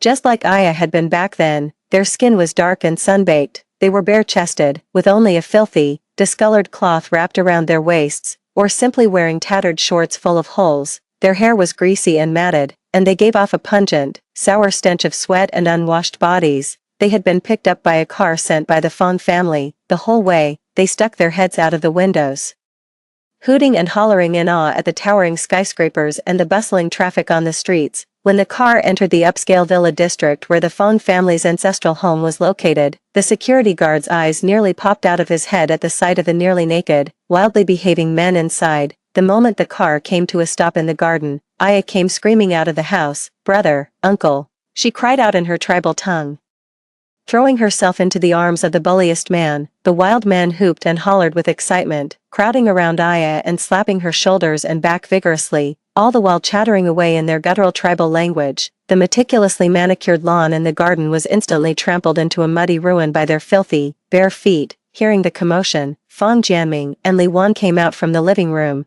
The moment they saw the scene, their faces turned ashen.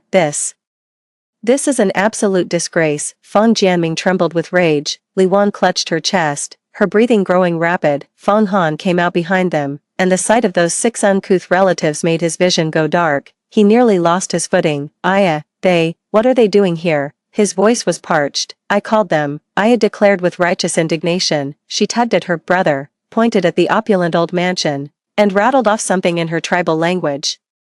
Her face beaming with pride, the burly man referred to his brother immediately perked up. He eyed the beautiful house before him with naked greed, then shifted his gaze to the terrified Li Wan in her silk pajamas and the pale-faced Fang Yuan in her designer casual wear. His stare lingered for an uncomfortably long time on Fang Yuan's youthful, pretty face and her slender, graceful figure. Then, he grinned, revealing a mouthful of teeth stained dark yellow from tobacco, and let out a sharp, appreciative whistle directed straight at Fang Yuan. Fang Yuan let out a terrified shriek and ducked behind her. What are you doing? Fang Jianming stepped forward, shouting sternly. The wild men couldn't understand a word, they just kept chattering excitedly, pointing at the house, the expensive potted plants in the garden, and the shimmering swimming pool in the distance. Aya took her brother by the hand and walked straight into the house. Come in, the house, it's ours, she announced loudly.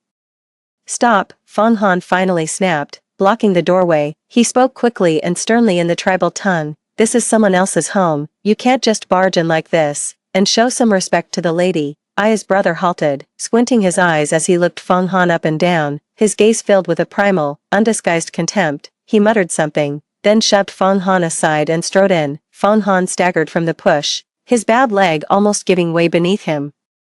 The other savages surged in after him. They roamed the opulent, spacious living room as if it were their own backyard. They groped the crystal chandelier, rapped their knuckles on the marble walls, jabbed their fingers at the priceless paintings, and let out coarse, grating laughs. One of the savages spotted the massive floor-to-ceiling aquarium in the corner, home to several rare and exorbitantly expensive tropical fish. In a burst of excitement, he lunged at it, plunging his arm straight into the water to snatch at them with his bare hands. The fish scattered in a panic, sending water splashing everywhere. Stop, Fang Han rushed over to intervene. The wild man had already grabbed one, pulled it out, examined it in front of his eyes, then grinned and made as if to stuff it into his mouth. You can't eat that, Fang Han shouted in desperation. Aya ran over and said something in the tribal language.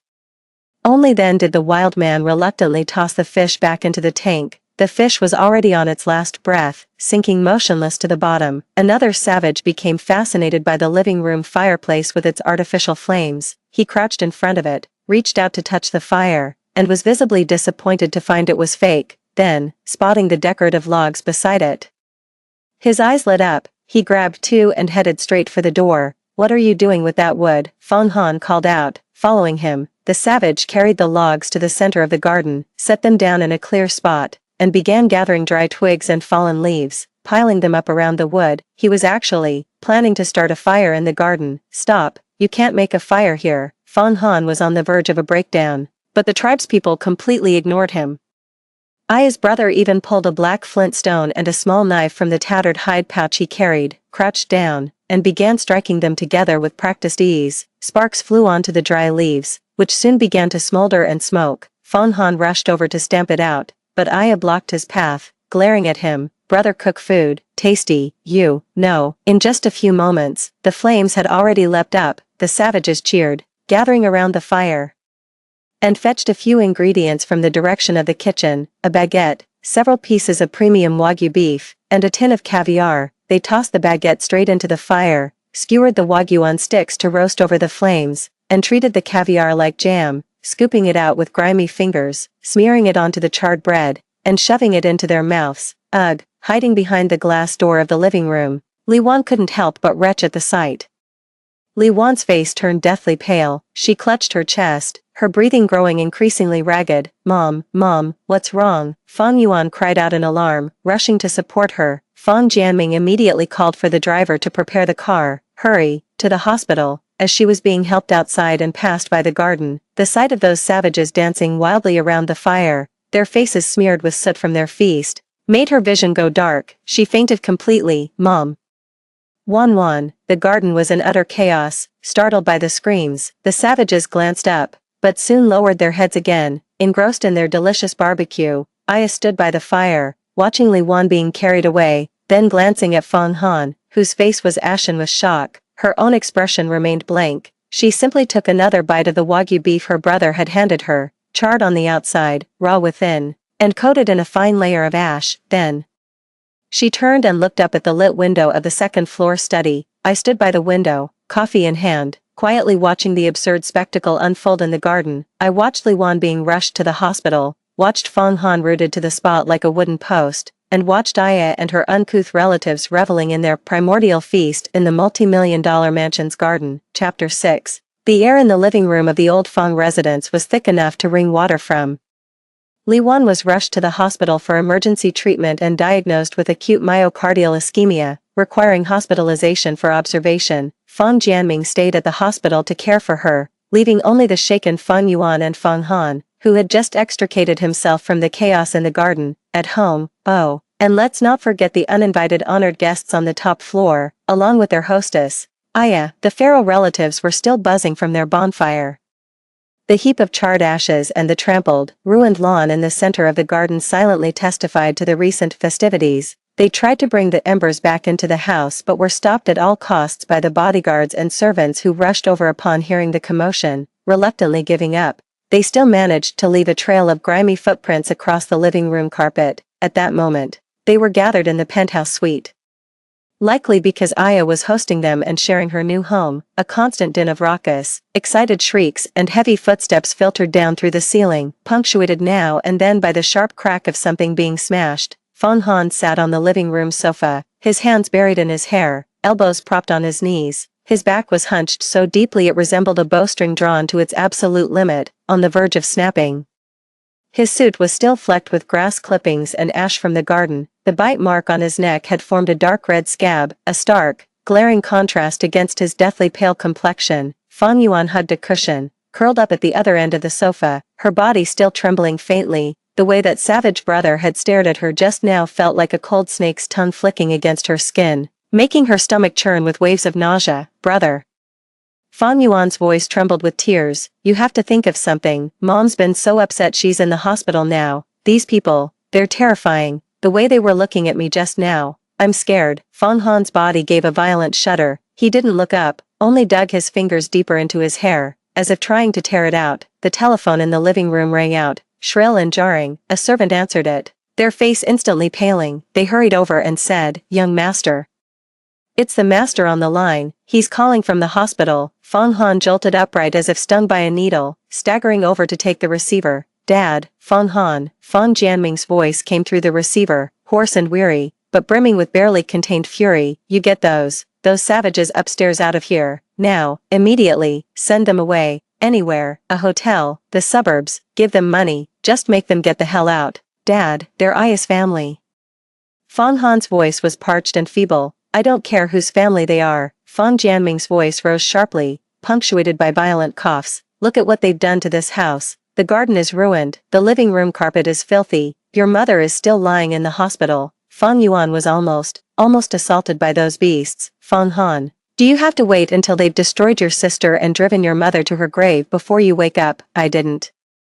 Fang Han closed his eyes in anguish. "You didn't? Then go upstairs right now and make them leave." Fang Jianming said sternly, "Let me make this clear. In this house, it's them or me. If you still consider me your father, if you want your mother to live a few more years, you will deal with this mess immediately." Beep, beep, beep. The phone was slammed down with a vengeance. The dial tone pierced Fang Han's eardrums like an ice-cold awl. Each pulse a fresh stab. He stood frozen in place. The receiver clutched in his hand, his face as pale as a sheet. "Brother." Fang Yuan called out again, her voice timid, tears plopping down one after another. Fang Han slowly lowered the receiver and turned around. His gaze swept slowly across the wreckage of the living room, over his sister's still terrified face, and finally settled on the staircase leading to the attic, a staircase that seemed to lead to another world. He took a deep breath, as if mustering every ounce of his strength, before lifting his foot and beginning the slow, deliberate climb up the stairs. His footsteps were heavy and dragging. I sat in the second-floor study, the door slightly ajar. A financial report was in my hands, but my gaze was fixed on the slow, dejected figure retreating down the hallway. Fang Han arrived at the door of the penthouse suite. The noise from inside grew clearer. It was Aya's excited, rapid-fire introduction in her tribal tongue. punctuated by the rough laughter and exclamations of the tribesmen. Thuds and crashes followed. Who knew what had been broken this time? Fan Han raised his hand. It hovered in the air for a few seconds before he finally brought it down in a heavy knock on the solid wood door. Aya, open the door. The sound from inside paused for a moment. Then came the sound of shuffling footsteps. The door was yanked open. Aya stood in the doorway.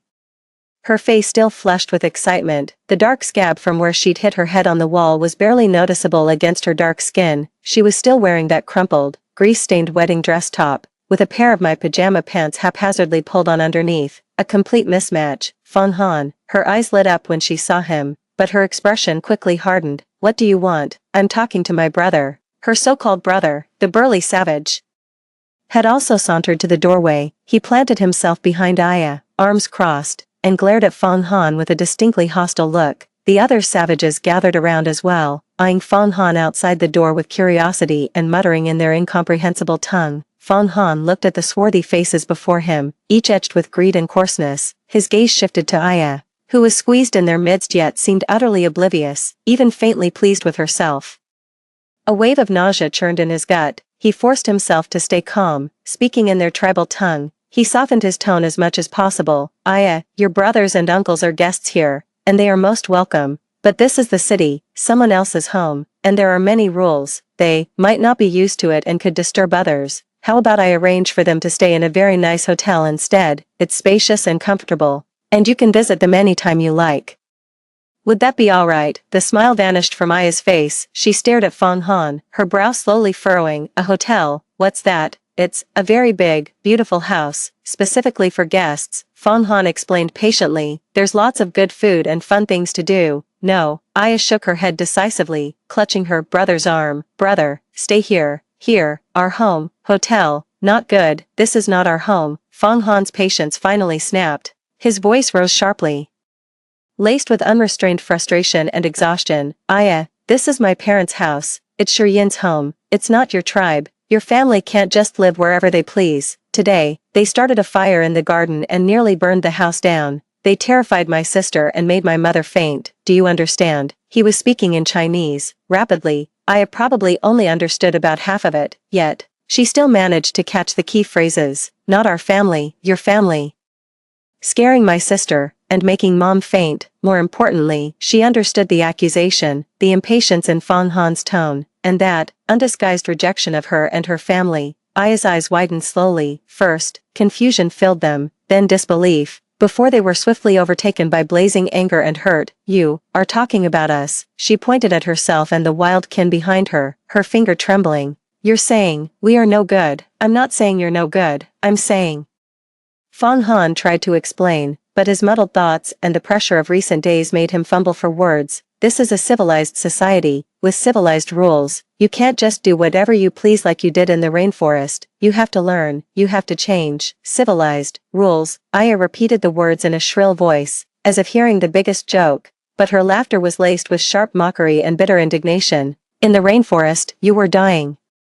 Who was it that threw civilization and rules to the wind to save you? Who gave you food, gave you drink, tended your wounds? It was me, Aya, and my family. She took a sudden, aggressive step forward, her finger almost jabbing Fan Han's nose, flecks of spittle flying onto his face. So now you're all better, back in your civilized world, and you look down on us, think we're dirty, think we're too loud, think we don't know your rules. Fan Han, your life was saved by us. You're uncivilized people. Without us, you'd have rotted in the rainforest, picked clean by ants. Fan Han took a step back, the color draining from his face. Each of Aya's words was like a poisoned blade, striking with cruel precision at the wounds he found most shameful and most wanted to hide. Yes, his life was saved by them. This debt of gratitude weighed on him like a mountain, crushing the air from his lungs and becoming the excuse for all his wavering and weakness.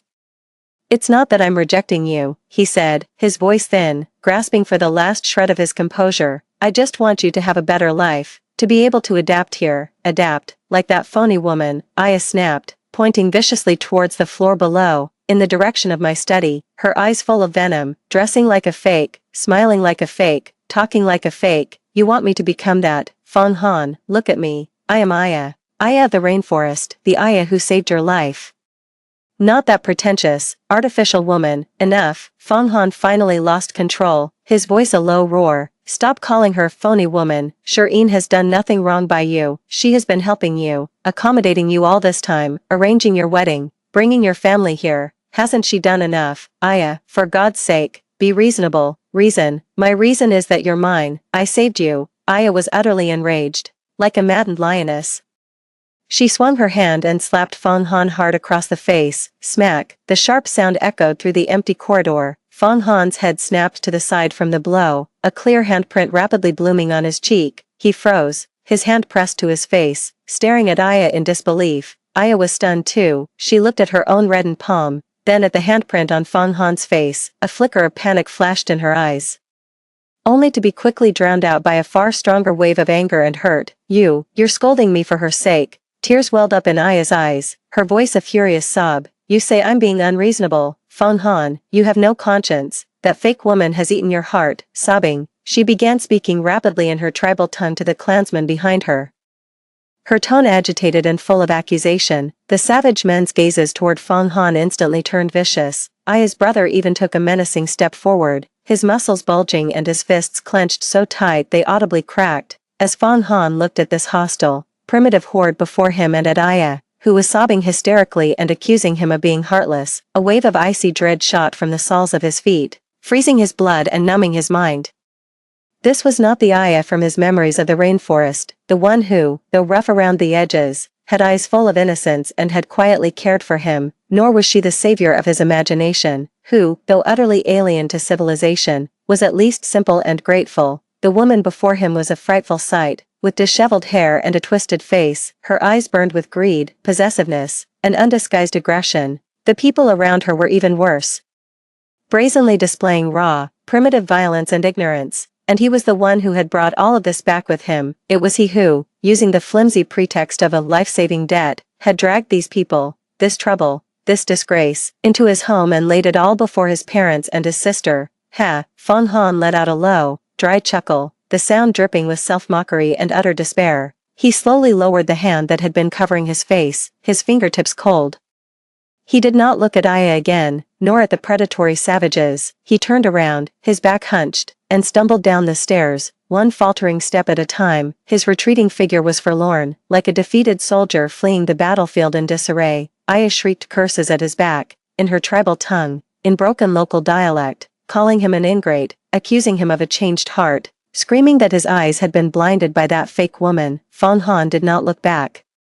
He walked into the living room. Fang Yuan was still curled up on the sofa. Seeing the red handprint on his face, she gasped and covered her mouth in fright. Fong Han acted as if he didn't see her. He went straight to the liquor cabinet, pulled out a bottle of hard liquor, twisted off the cap, and tipped it back, drinking straight from the bottle. The fiery liquid burned his throat, yet it could not quell the cold, desolate wasteland that kept spreading within his heart. He was wrong, terribly wrong. He thought that with a second chance at life and the memories of his past, he could do better, find balance, and make amends. He thought his feelings for Aya were a duty, and for Shireen, a guilt. He believed he could find a balance between the two, repaying a debt of gratitude without betraying. No, it was about reclaiming what he had lost. But he forgot that Aya was not the mere symbol from his memory, someone who could be neatly settled. She was a living, breathing person with primal desires and possessive instincts. Her innocence, which was a survival instinct in the rainforest, became a destructive greed and ignorance in the city. Her so-called kindness was no mere turn of phrase, it was a noose around his neck, tightening with each passing day, a suffocating weight that threatened to strangle him and everyone close to him. And Shireen, Fong Han took another large gulp of liquor, choking on it violently. A fit of coughing racked his body, bringing tears to his eyes. Shireen, that Shireen, who once loved him with her life, spent her entire fortune for him, and waited for him for 5 years. That Shireen, who at the wedding, watched with a smile as he was bitten and humiliated, remarking, "Such pure love is truly touching." That Shireen, who at this very moment, is probably sitting quietly in the study, observing all this with cold detachment. Is she really still the Shireen he once knew? Or was it that everything had already changed from the moment she smiled and welcomed him and Aya back? "Brother, please, stop drinking." Fang Yuan approached timidly, reaching to take the bottle from his hand. Fong Han violently knocked her hand away. The bottle flew from his grip, smashed onto the floor, and shattered, its amber contents soaking into the expensive carpet. "Get away from me," he snarled, his voice a ragged, broken rasp. Fang Yuan stumbled backward in fright.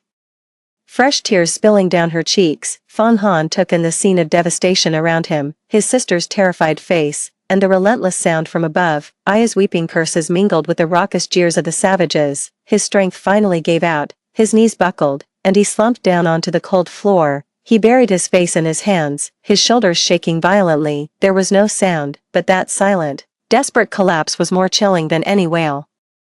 I stood at the doorway of the second-floor study, holding a freshly brewed, soothing cup of hot tea. The hallway light outlined the figure curled up on the living room floor. Trembling, I watched for a moment. Then, carrying the tea, I descended the stairs with light, unhurried steps. I walked up to Fang Han and crouched down. "Fang Han," I called softly, offering the teacup, "have some hot tea, you must be tired." Fang Han's body gave a violent shudder. He slowly lowered his hand and raised his head. His eyes were rimmed red and bloodshot, his face still marked by damp tear tracks and that distinct, livid handprint. The look he gave me was hollow, lost, yet held a desperate, pleading hope, the entreaty of a drowning man who has glimpsed a piece of driftwood. "Shireen," he rasped, his voice utterly shattered, "I think I've made a mistake." I looked at him for a few seconds, then, I gently set the teacup down on the intact side table. I stood up, looking down at him. My face still wearing that gentle, impenetrable expression. "You're tired, get some rest." With that, I turned and walked away. I didn't spare him another glance, nor did I acknowledge the flustered Fang Yuan beside him, heading straight for the stairs. "Shireen," Fang Han's voice cracked behind me, thick with tears. I didn't break my stride. "Shireen, can we just talk?" His voice was a desperate, pleading whisper. I stopped halfway down the stairs. I turned back to look at the disheveled man below. My tone flat and unreadable. "Fang Han, the most important thing right now is for your mother to rest and for Miss Aya and her family to get settled. We can talk about everything else later. And one more thing," I added, my gaze sweeping over the handprint on his face, my voice soft yet every word crystal clear. "Miss Aya is just straightforward and doesn't know how to express herself. If you put in the effort to soothe her, she'll understand. After all, she saved your life. You owe her that debt." Chapter 7. In the end, Aya and her wild relatives were not sent to a hotel. Aya heard Fang Han's desperate, tearful pleas through the floorboards that night. She immediately staged an even more dramatic scene, wailing, making a huge fuss, and threatening suicide.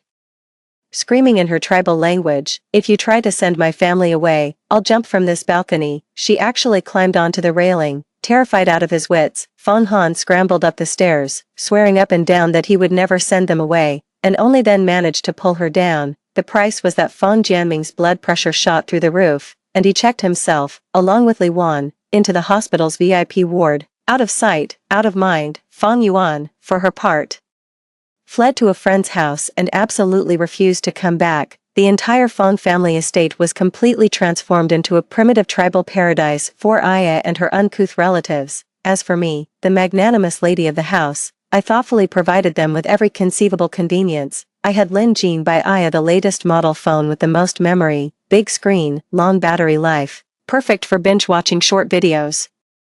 I also registered her for all sorts of social media accounts and linked them to the credit card under Fang Han's name with the highest limit. It's a good thing that Miss Aya is so curious about everything. Having just arrived, let her look around and learn. I explained to the worried butler and staff, money is no object, as long as she's happy, and happy she certainly became. Her capacity for learning revealed a startling talent, particularly when it came to acquisition and indulgence. She quickly mastered the workings of every major shopping platform and developed a natural, self-taught passion for live-stream shopping. The frantic scenes of hosts shouting, "Family, last minute," selling at a loss to boost sales, and originally $999, but in my livestream today, only $99, held a fatal allure for her. From that day on, the Fang family's doorstep was buried under a mountain of delivery packages. At first, it was just a bunch of random knickknacks, glowing plastic jewelry, T-shirts printed with cringe-worthy pickup lines, Burmese jade bracelets sold for $10 a bundle, sketchy, unregulated skincare products that claimed to reverse aging. Gradually, Aya's tastes grew more and more extravagant. She started to develop a taste for those glittering, diamond-encrusted luxury items. "This one, it's nice, buy it," she commanded Fang Han, pointing at a necklace on her phone screen that was as thick as a thumb and featured a massive golden fortune character. Fang Han stared at the gaudy gold chain with the 19999 price tag, feeling a vein throb in his temple. "Aya, It's not for you. It is, Aya glared. The streamer said it's classy. It shows you've made it. Buy it. Fong Han tried to reason with her, explaining that it was fake and a total scam. Aya wouldn't listen. In her simplistic view, the lively, talking streamer on her phone was far more trustworthy than this changed Fong Han standing right in front of her. You're stingy, so cheap. You just don't want to buy it for me. She threw her phone and started banging her head against the wall. Exhausted, Fong Han had no choice but to give in. Fine, I'll buy it. If you like it, I'll buy it. A fake gold chain, priced at $19,999, bought a fleeting moment of peace, but this was only the beginning. Aya's shopping cart was quickly filled with all sorts of bizarre luxury items. Genuine leather driving shoes plastered with the LV monogram.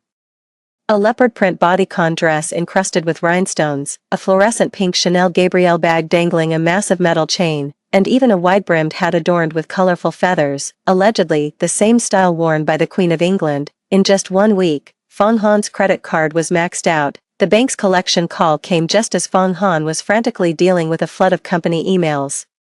The fallout from his wedding fiasco and the subsequent public airing of family dirty laundry had sent the company's stock price plummeting for days, leaving shareholders fuming. Mr. Fong, the current statement for your credit card ending in XXXX has exceeded its credit limit. We kindly request you make a repayment as soon as possible. Pinching the bridge of his nose, Fong Han listened to the customer service representative's sweet, robotic voice on the other end of the line. Feeling the world spin around him, understood, he replied hoarsely before hanging up the phone. I looked up and turned my gaze toward the living room. Aya was wearing that sequin-studded leopard print bodycon dress, a gold chain as thick as a thumb, and a hat with a feather stuck in it. She was wriggling and gyrating in front of her phone's camera, trying to mimic the dance moves of those short video influencers. Her movements were stiff and awkward. Combined with her dark skin and rugged features, the whole scene was unsettlingly bizarre. A few of her uncouth relatives were either sitting or sprawled across the expensive rug and sofas, some were picking at their feet, others were dozing off, and a few were grinning mindlessly into another phone, trying to copy Aya. The air was thick with an indescribable smell, a pungent mix of body odor, takeout food, and cheap perfume. This was once his home, familiar, comfortable. A reflection of his status and taste. Now, it resembled a filthy, chaotic dump, reeking of cheap goods and a crude, savage air. Fong Han snapped his eyes shut, a wave of nausea churning in his chest. This couldn't go on any longer. He stood up, walked over to Aya, and blocked her camera shot. Aya, we need to talk. Aya was in the middle of her dance and was annoyed by the interruption. She frowned and glared at him. Talk about what? Can't you see I'm busy? A lot of this stuff you bought is fake. It's a scam, Fong Han said, trying to keep his voice calm. Besides, we don't have that kind of money. You've already maxed out my credit card. Fake, Aya scoffed, pointing at the gold chain around her neck. It's shiny, pretty. The streamer said it was real gold. You lied to me. That's not real gold. It is, Aya shrieked, cutting him off. You just don't want to spend money on me anymore. You spend it on that fake woman. You buy her a big house, nice clothes, but for me, it's always fakes, always a waste. Fong Han, you have no conscience. Here we go again. There you go again with the heartless bit. A surge of pure rage shot straight to Fong Han's head. He took a deep breath, suppressing the urge to shout, and said in a low, controlled voice, Aya, it's not that I won't spend money on you. I'm telling you not to waste it. This stuff is useless. You need to learn something practical. Do something worthwhile with yourself. Worthwhile, Aya tilted her head, seeming intrigued by the word. Like what? Fong Han was taken aback. He hadn't expected her to ask that. He just blurted it out in the heat of the moment. But Aya's eyes lit up. Over the past few days, while scrolling through short videos, she hadn't just been watching live sales streams, she'd also consumed a ton of entrepreneurship content. In those videos, impeccably dressed men and women spoke directly to the camera, sharing stories of how they started from nothing, earned millions a year, and achieved financial freedom. Watching them filled Aya with a surging sense of excitement. Entrepreneurship, she exclaimed, suddenly grabbing Fong Han's arm, her voice brimming with excitement. I'm going to start my own business too, be my own boss, make money, make a fortune. I'll be richer than that fake woman. Fong Han. Starting a business, what kind of business? He felt his own voice sounded a bit unsteady. Live streaming, Aya declared with absolute certainty, pointing at her phone. Just like them, lots of people watching. Lots of people sending gifts, selling things, making money. Fong Han was almost amused by the sheer absurdity of it. Her, of all people, she could barely string a sentence together and hardly knew any characters. And she wanted to do live streaming. Aya.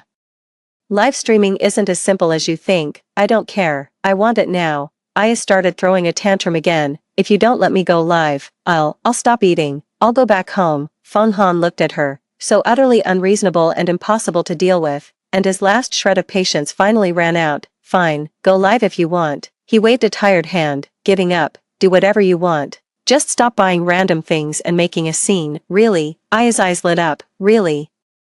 With a cheer, Aya immediately abandoned Fong Han and ran off to excitedly gabble the good news to her wild relatives. The very next day, Aya's entrepreneurial venture kicked off with great fanfare. The chosen location for this venture was the rear garden of the Fong family's old estate, specifically, the patch of lawn that had just been cleared of barbecue ashes and hadn't yet been resodded. The startup venture is called Aya's Primitive Pure Cuisine.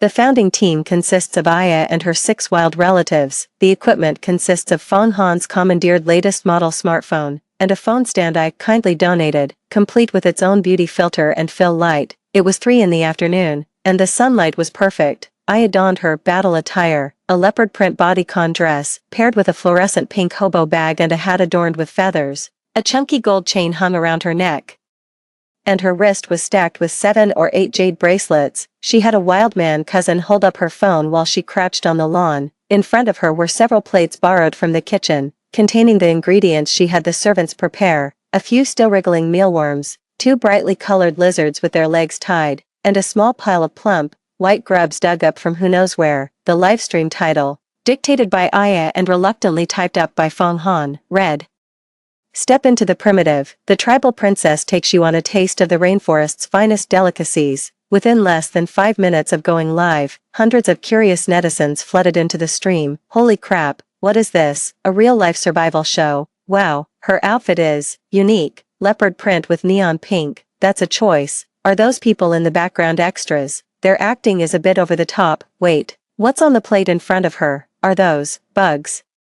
Aya couldn't understand the barrage of comments, but she could see the viewer count climbing steadily, her face flushing with excitement. Hey, fam, welcome to Aya's livestream, she shouted into the camera, her tone stiff yet brimming with passion. Today, Aya is going to show you rainforest cuisine, all natural, delicious. With that, she snatched up a still wriggling mealworm, waved it in front of the camera, and then, before anyone could process what was happening, she popped it into her mouth with a dramatic chomp. Crunch, crunch. The sound of chewing came through the microphone, crystal clear to every viewer's ears. The barrage of comments froze for a second, then, it exploded. What the hell did I just see? Ugh, gross. She ate it. She actually ate it, raw. Oh my god. I just threw up my lunch. You're insane. Streamer, followed, oblivious. Aya chewed a few times, swallowed, smacked her lips, and gave a thumbs up to the camera. Delicious.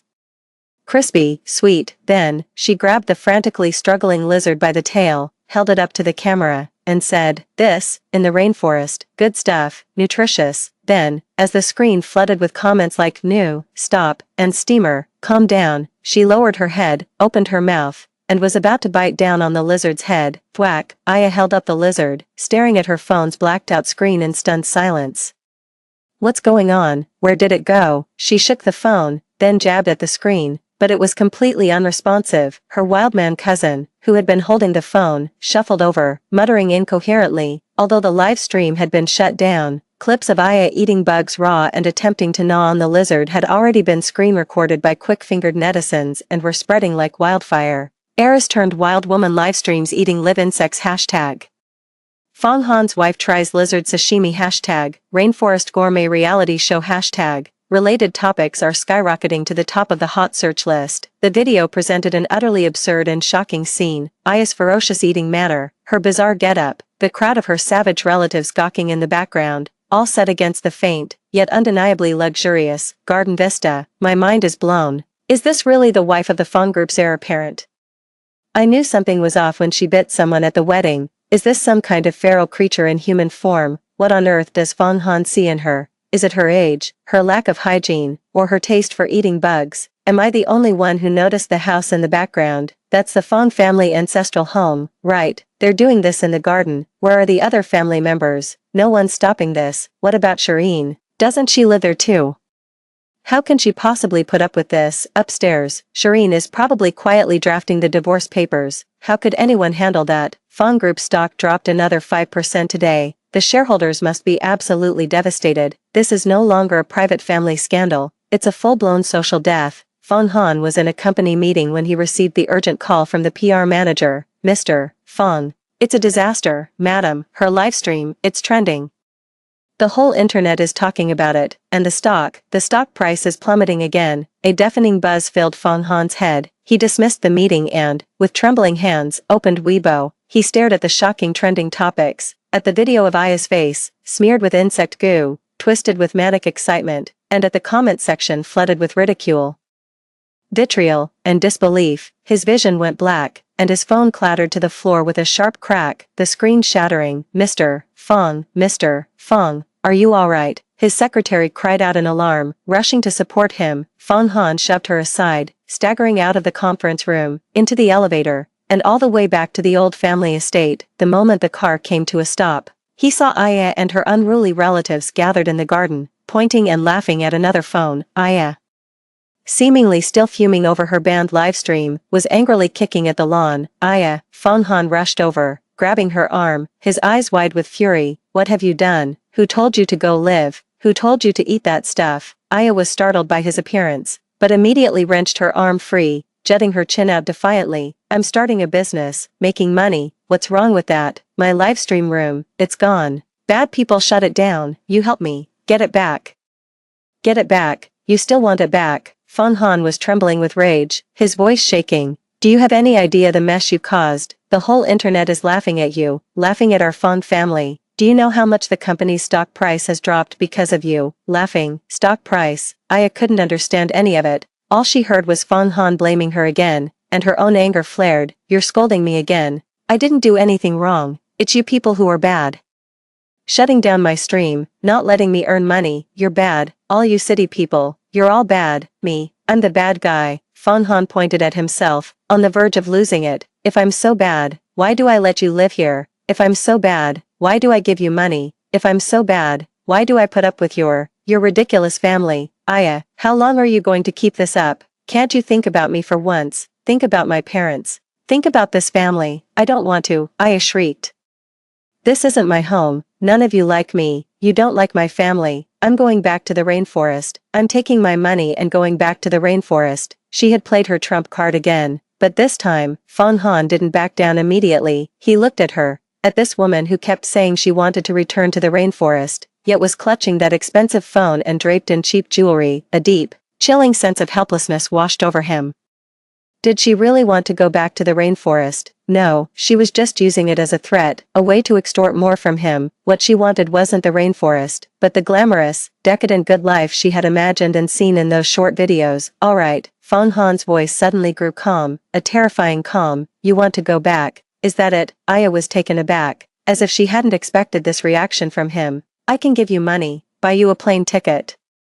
Send you and your family back to the rainforest. Fong Han spoke each word deliberately, his gaze icy. From now on, we're even. I'll repay your life-saving grace with the support I've given you these past days, and with a sum of money large enough for you to live out your life in the rainforest. Is that enough? Aya's eyes widened as she stared at him in disbelief. We're even. Is he trying to kick her out, buying her off? No. She shook her head instinctively, her voice weak. I'm not leaving. This is my home. This is not your home. Fong Han cut her off, his tone leaving no room for argument. It never has been. Aya, I'm tired. I'm truly exhausted. Starting today, you have two choices. Either you listen to me, stay put, stop with the live streams, stop the reckless spending, and get your family in line, or, he paused, watching Aya's face turn deathly pale, then slowly delivered the final blow. I'll send you back to your rainforest. After that, we're done, for good. Having said his piece, he turned away without another glance at her reaction and walked into the house, his steps unsteady, his back still looked dejected, yet there seemed to be a new layer of, desperate, all-or-nothing resolve. Aya stood rooted to the spot, staring blankly as he walked away, then looked down at her own glamorous outfit and the cold phone in her hand. Go back to the rainforest, back to that place with nothing, that dirty, backward place. No, she didn't want this, she loved it here.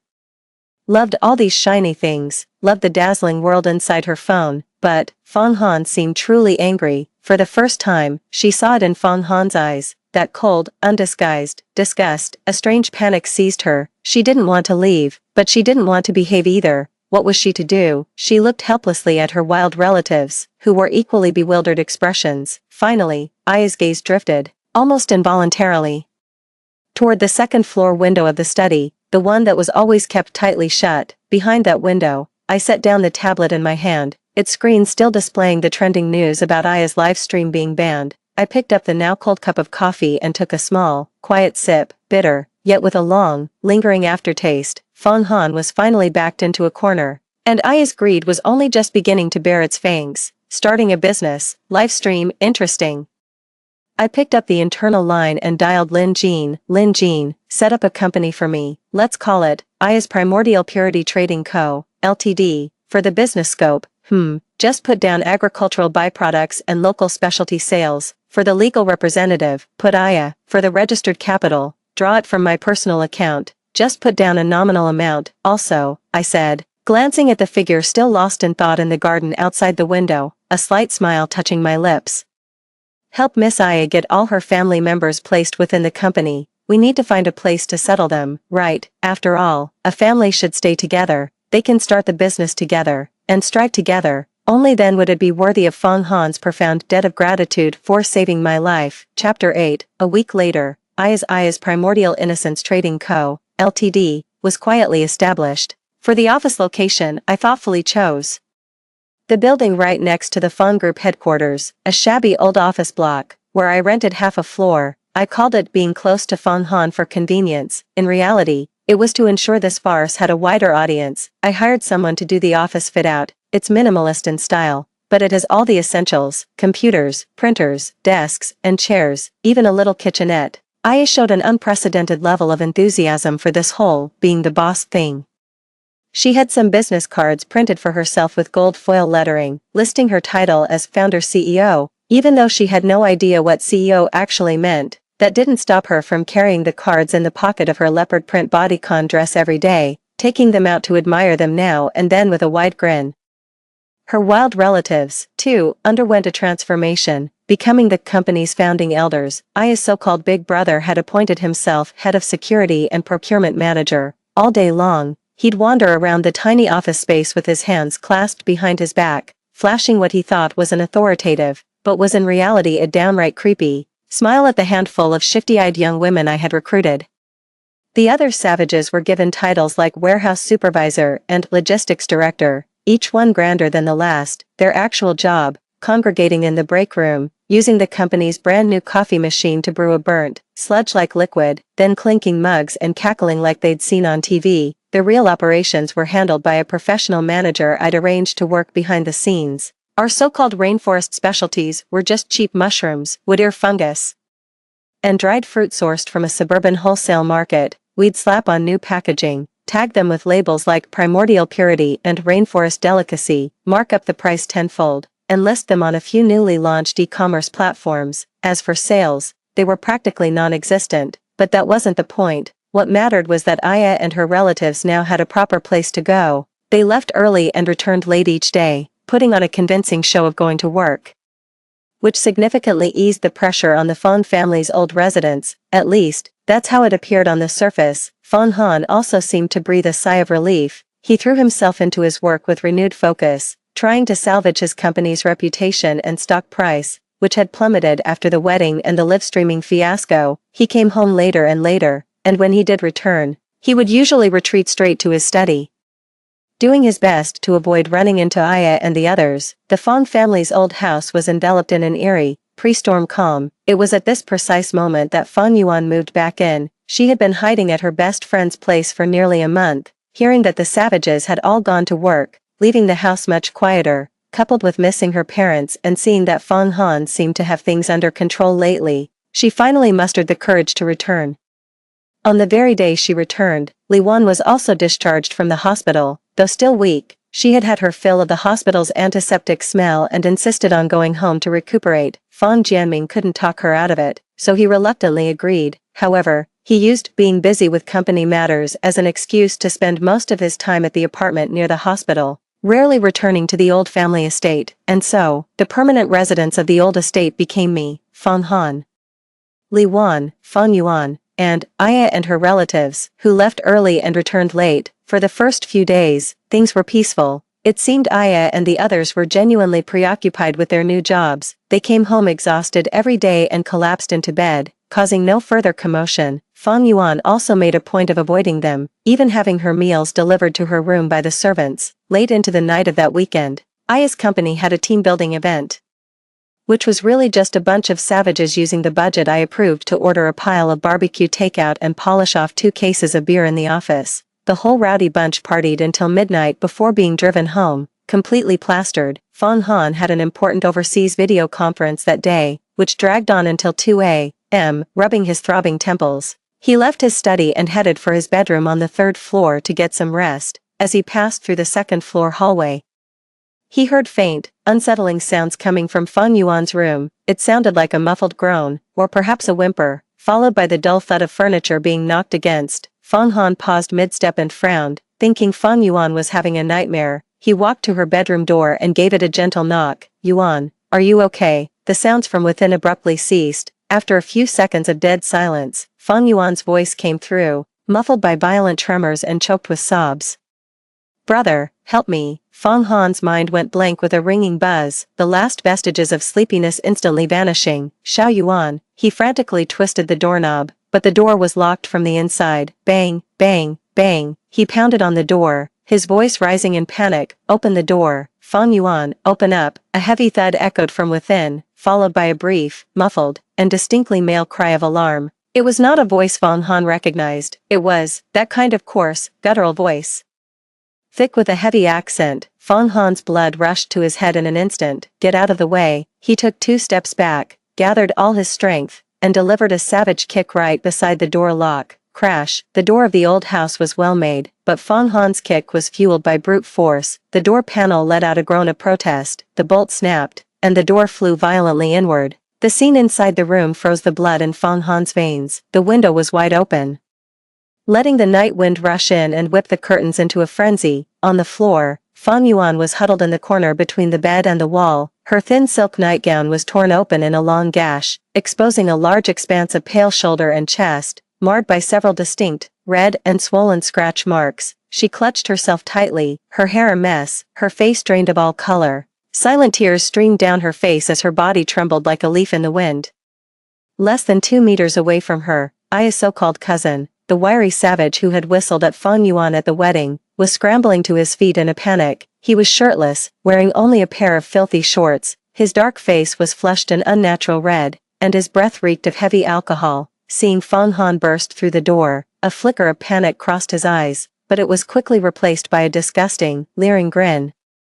He slurred something in his tribal language and made a grasping motion in Fang Yuan's direction. "Fuck your mother." The thread in Fang Han's mind called reason snapped completely. Like a beast utterly enraged, his eyes bloodshot, he roared and charged forward, swinging his fist to smash it hard into the savage's face. Thwack! The sickening thud of a fist connecting with a cheekbone was unnervingly loud in the deathly silent room. The brute staggered from the blow, a spray of blood erupting from his nose. With a furious howl, he retaliated, swinging his own fists. In an instant, they were a tangled mess of limbs, crashing into the vanity and sending cosmetics clattering and shattering across the floor. "Brother, brother!" Fang Yuan's shrill, tearful cry pierced the air. "Fang Han, stop!" Roused from sleep, Fang Yuan came running in her nightclothes, panic-stricken. The sight that greeted her made her legs buckle, and she nearly collapsed on the spot. The commotion alerted the servants and bodyguards downstairs, who came rushing up. It took several bodyguards a great deal of effort to pull apart Fang Han and the wild man, who were locked in a fierce struggle. Fang Han's lip was split, his eye socket bruised a dark purple.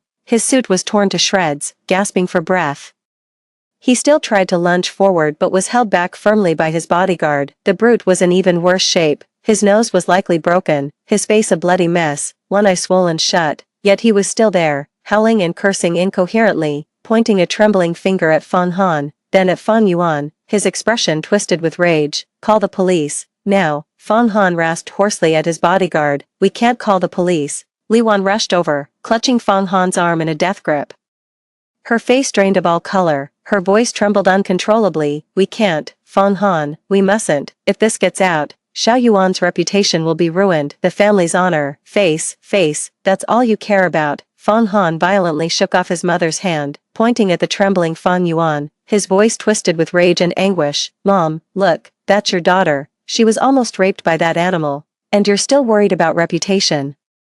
Is the Fong family's honor more important than Xiao Yuan's life? Li Wan staggered back from his outburst. Seeing her daughter's deathly pale face and torn nightgown, she finally broke down, covering her face as she wailed. And isn't all of this your fault? You're the one who brought these people back into our lives. Fong Han was stunned. The commotion downstairs finally roused the people on the top floor, Aya and a few other relatives from the tribe, rubbing their eyes and grumbling.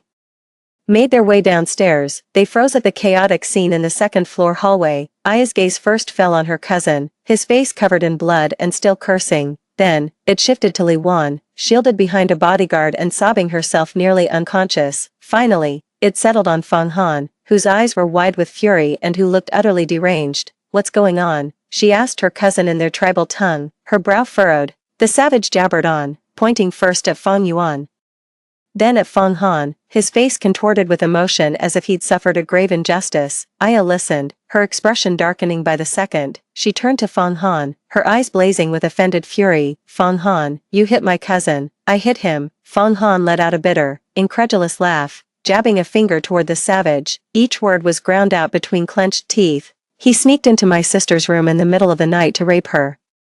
The only reason he's still breathing is out of respect for you. Aya, this is your wonderful family. This is the animal you brought back with you. Rape? Aya seemed unfamiliar with the formal word, but she understood Fong Han's rage and Fong Yuan's distress. She also grasped the meaning in her cousin's babbling. He had wanted to take the city woman, in the mindset of her tribe. It wasn't considered a big deal if a powerful man took a liking to a woman, pursued her, or even used a bit of force, especially since her cousin was drunk. He was drunk, Aya said defensively, her neck stiff. It wasn't intentional, and besides, your sister, she's fine.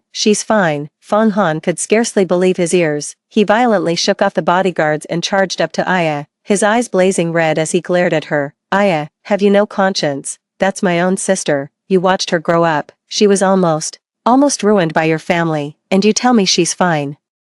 Then what do you want? Aya shot back, her voice shrill with anger, provoked by his attitude. He's been beaten, he's been cursed at. What more do you want? To call the police? To have him locked up? Fong Han, he's my cousin, he's one of our tribe. If we hadn't saved you, you'd be dead. And now, for the sake of a woman who came to no harm, you want to have my cousin arrested? You ungrateful wretch. Ungrateful? Is that what you think I am? Fong Han's voice dropped to a low, chilling register, more terrifying than any shout. His gaze fixed on Aya, cold and sharp as a poisoned blade. Aya, I'll ask you one last time, do you make him leave, or do I call the police to take him away? Aya's heart clenched with panic under the icy, unyielding force of his stare, but she couldn't back down. To show weakness in front of her clan would be an unbearable disgrace. No, he's family. If you want to arrest him, you'll have to take me first. Fine.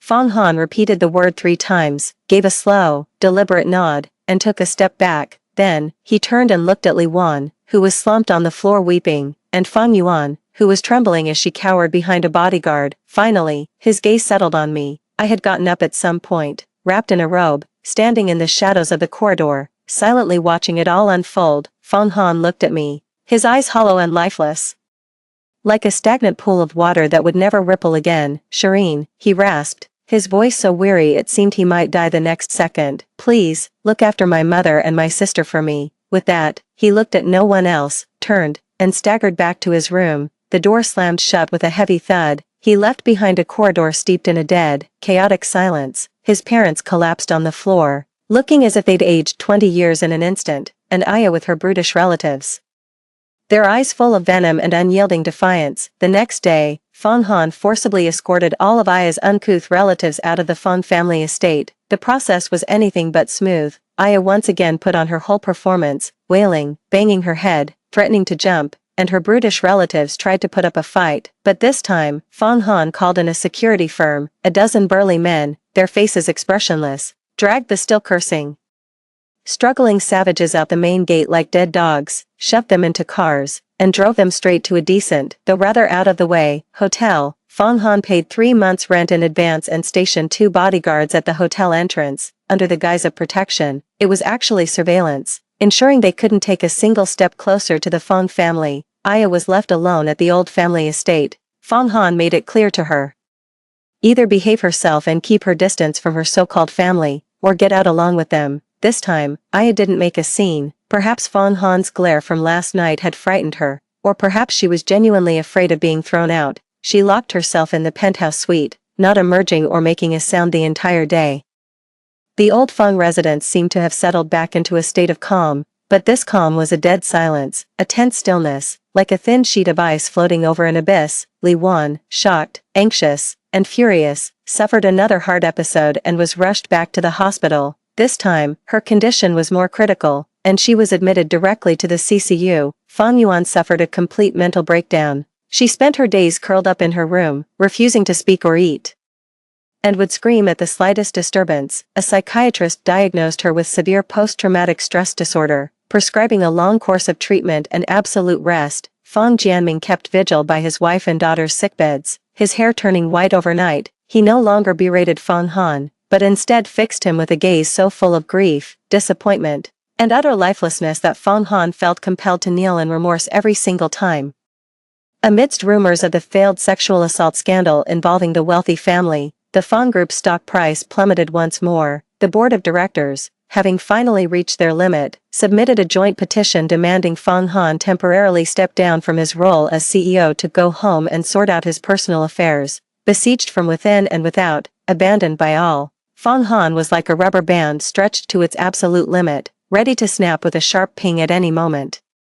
In the corridor outside the hospital's VIP ward, the smell of disinfectant was so strong it stunned the nostrils. Li Wan had just fallen asleep, lying pale and ashen on the hospital bed with an 4 drip still in her hand. Fang Jianming sat in the chair beside her, his back hunched as if all the life and spirit had been drained from him in an instant. Fang Han stood outside the hospital room, gazing through the glass, his fingers dug so deeply into his palms that they left bloody crescents. I walked over quietly, carrying a container of soup I had prepared. "Uncle, you haven't eaten all day. Please, have some soup," I said, placing the insulated container on the small table beside him. Fang Jianming slowly lifted his head and looked at me. His clouded eyes were shot through with red veins, their expression a complex mix of guilt, regret, and profound exhaustion. "Yining," he began, his voice rasping like sandpaper. "Our Fang family, we've wronged you." I lowered my gaze and said nothing. "Back then, we never should have." Fang Jianming covered his face, his shoulders trembling slightly. "Should never have indulged your recklessness, allowed that wedding, never should have let them cross our threshold, and most of all, never should have forced you to be the bigger person." He looked up, his face streaked with tears, and suddenly seized my hand. His grip was tight and desperate, as if I were his last lifeline. "Yining, your uncle and aunt know we were wrong. What do we do now? Xiao Yuan is ruined, Wan too, Fang Han, this family is falling apart. Yining, you're full of ideas, please help us, think of something, I'm begging you." His hand was trembling, his voice was trembling, his whole body was trembling. It was the most desperate, helpless plea of a father and a husband, facing the collapse of both his family and his livelihood. Looking at his tear-streaked, aged face, my heart turned to ice. "So you finally realize you were wrong, now you come begging for my help. In my past life, when Aya's poison fruit was eating me alive from the inside, leaving me to rot on my deathbed, where were you? You were the ones telling me to let it go, saying Aya did save Fang Han's life after all, she's just immature, and blaming me for not being generous enough, for pushing Fang Han too hard. Now that karma has come for your own daughter, you finally understand the pain." I gently withdrew my hand, picked up a tissue, and handed it to Fang Jianming. "Uncle, please don't be like this." My voice was calm, even carrying a perfectly measured hint of a choked sob and sorrow. "What's most important right now is Auntie and Xiao Yuan's health. Everything else can be dealt with in time. As for Miss Aya and her family," I paused, glancing at the unconscious Li Wan in the hospital bed, my tone laced with resignation and a trace of undetectable coldness. "They saved Fang Han's life. That's a debt of gratitude, too heavy a burden. It's not our place to interfere." Gratitude. Fang Jianming grew agitated, pounding the armrest of his chair, his voice choked with emotion. "What gratitude? It's a debt that demands a life in return, a curse, that bastard Fang Han. He invited the wolf into the house, He's the one who ruined his sister, ruined his mother, ruined this whole family, but Fong Han. I reminded him softly, he's in a difficult position too. Stuck between the people who saved his life and his own flesh and blood, he's suffering, caught in the middle, he's suffering. Fong Jianming jerked his head up, his bloodshot eyes glaring in the direction of the other room beyond the glass, where Fong Han sat with his head bowed outside Li Wan's door. How can his suffering compare to his sister's, to his mother's? Inin, are you still defending him, even now? I fell silent for a moment, offering no reply. And simply nudged the bowl of soup a little closer. Uncle, have some soup first, your health is what matters. Fong Jianming looked at my placid, expressionless face, and the despair in his eyes deepened. He slumped back into his chair, said nothing more, and just stared blankly at his wife in the hospital bed, tears streaming down his face in silence. I stood up and left without another word. As I left the ward area and reached the end of the corridor, I saw Fong Han. He was sitting on the floor, his back against the cold wall, with his head buried deep in his knees. His suit was crumpled, his hair disheveled, and his shoulders trembled slightly. He was crying, a silent, choked, and utterly despairing sob. I stopped in my tracks and looked at him for a few seconds. Then, I walked right past him. No pause, no comfort, not even a second glance. The sound of high heels striking the marble floor was sharp, rhythmic, and faded into the distance. Fong Han seemed to hear a sound. He jerked his head up, tear stains still wet on his face, and stared vacantly in the direction I had left. His lips parted slightly, as if he wanted to say something, but in the end, no sound came out, only his gaze remained, like a dying, trapped beast, struggling in vain within a frigid abyss. Chapter 9. After Aya's savage relatives were escorted to a hotel, the Fong family's old mansion sank into a stagnant, deathly silence. Yet this silence was even more suffocating than the previous clamor. With Li Wan and Feng Yuan both at the hospital, the vast house was left with only a handful of permanent residents, myself, the listless, walking corpse that was Fong Han, and Aya, who was effectively confined to the top floor, her face perpetually clouded with gloom. The servants walked on tiptoe and spoke in hushed tones, as if afraid of disturbing something. Fong Han stopped going to the office altogether. The board's resolution for him to go home and attend to personal matters felt more like a polite decree of exile. He shut himself away in his third-floor study or bedroom, not emerging for days on end. Meals sent in were mostly brought back out untouched. He wasted away rapidly, his eyes sunken, cheekbones protruding, and face unshaven. He always carried the heavy scent of tobacco and liquor. The suit that once made him look tall and handsome now hung loosely on his frame, like an ill-fitting costume. He would occasionally come downstairs and sit listlessly in the living room, staring blankly out the window for hours on end. Sometimes, he would linger outside the door of my study. I would often catch sight of him, either on the security camera or when I happened to open the door, his retreating figure flustered and evasive, or his expression one of unspoken words. But I never initiated a conversation. I was like the most perfect ghost in this mansion, rising, working, dining, and resting on schedule. My makeup was always flawless, my attire always impeccable, my expression always serene. I dealt with the backlog of documents at the Fong Group, piled up due to scandal and the CEO's absence, remotely managed my own company, and occasionally visited Li Wan and Feng Yuan at the hospital, bringing them tonics and offering a few hollow words of comfort. Fong Han and I lived under the same roof, yet like two parallel lines, our paths never crossed again. Until that late night, I had been working in the study until 3 in the morning, dealing with urgent documents for a cross-border merger. I shut down the computer, rubbed my sore neck, and got up to return to my room for some rest. The moment I pulled open the study door, the pungent, sour smell of stale tobacco and alcohol hit me. Fong Han was standing right outside. He must have been there for a long time. Several cigarette butts were scattered at his feet. He was leaning against the wall, head bowed, greasy hair hanging down and obscuring most of his face. He was still wearing the same shirt from earlier in the day, now hopelessly wrinkled. The collar was open, revealing a darkening bite mark just below his collarbone. Aya's mark. At the sound of the door opening, his head jerked up, in the dim light of the hallway. His face was frighteningly pale, his eyes sunken and bloodshot. The dark stubble on his chin made him look a good 10 years older. The look he gave me was clouded, lost, and carried a desperate, almost hopeless plea. "Shireen," he began, his voice so hoarse it was almost inaudible, as if his throat were clogged with sand. "Can we talk?" I stood in the doorway, the file folder still in my hand, watching him quietly. "It's very late, Fong Han," I said, my voice flat and devoid of inflection. "You should get some rest." just 5 minutes. He took a step forward, swaying slightly, the heavy scent of alcohol washing over me. No, 3 minutes. Just give me 3 minutes, Tokine, please. He reached out as if to grab my arm, but stopped mid-air, letting his hand fall limply. His posture was pitifully abject. He was a completely different man from the one in my past life, who held my hand by my sickbed and said, "In the next life, let me and Aya live in peace on the island." I was silent for a few seconds, then stepped aside, clearing the doorway. "Come in." Only a floor lamp was on in the study, casting a soft, amber glow. Instead of returning to the desk, I walked over to the sitting area, settled into an armchair, and placed the file folder beside me. Fan Han followed me in and closed the door, but he didn't sit down right away. He stood in the center of the study, his back to me, facing the pitch-black night outside the window, his shoulders trembling slightly.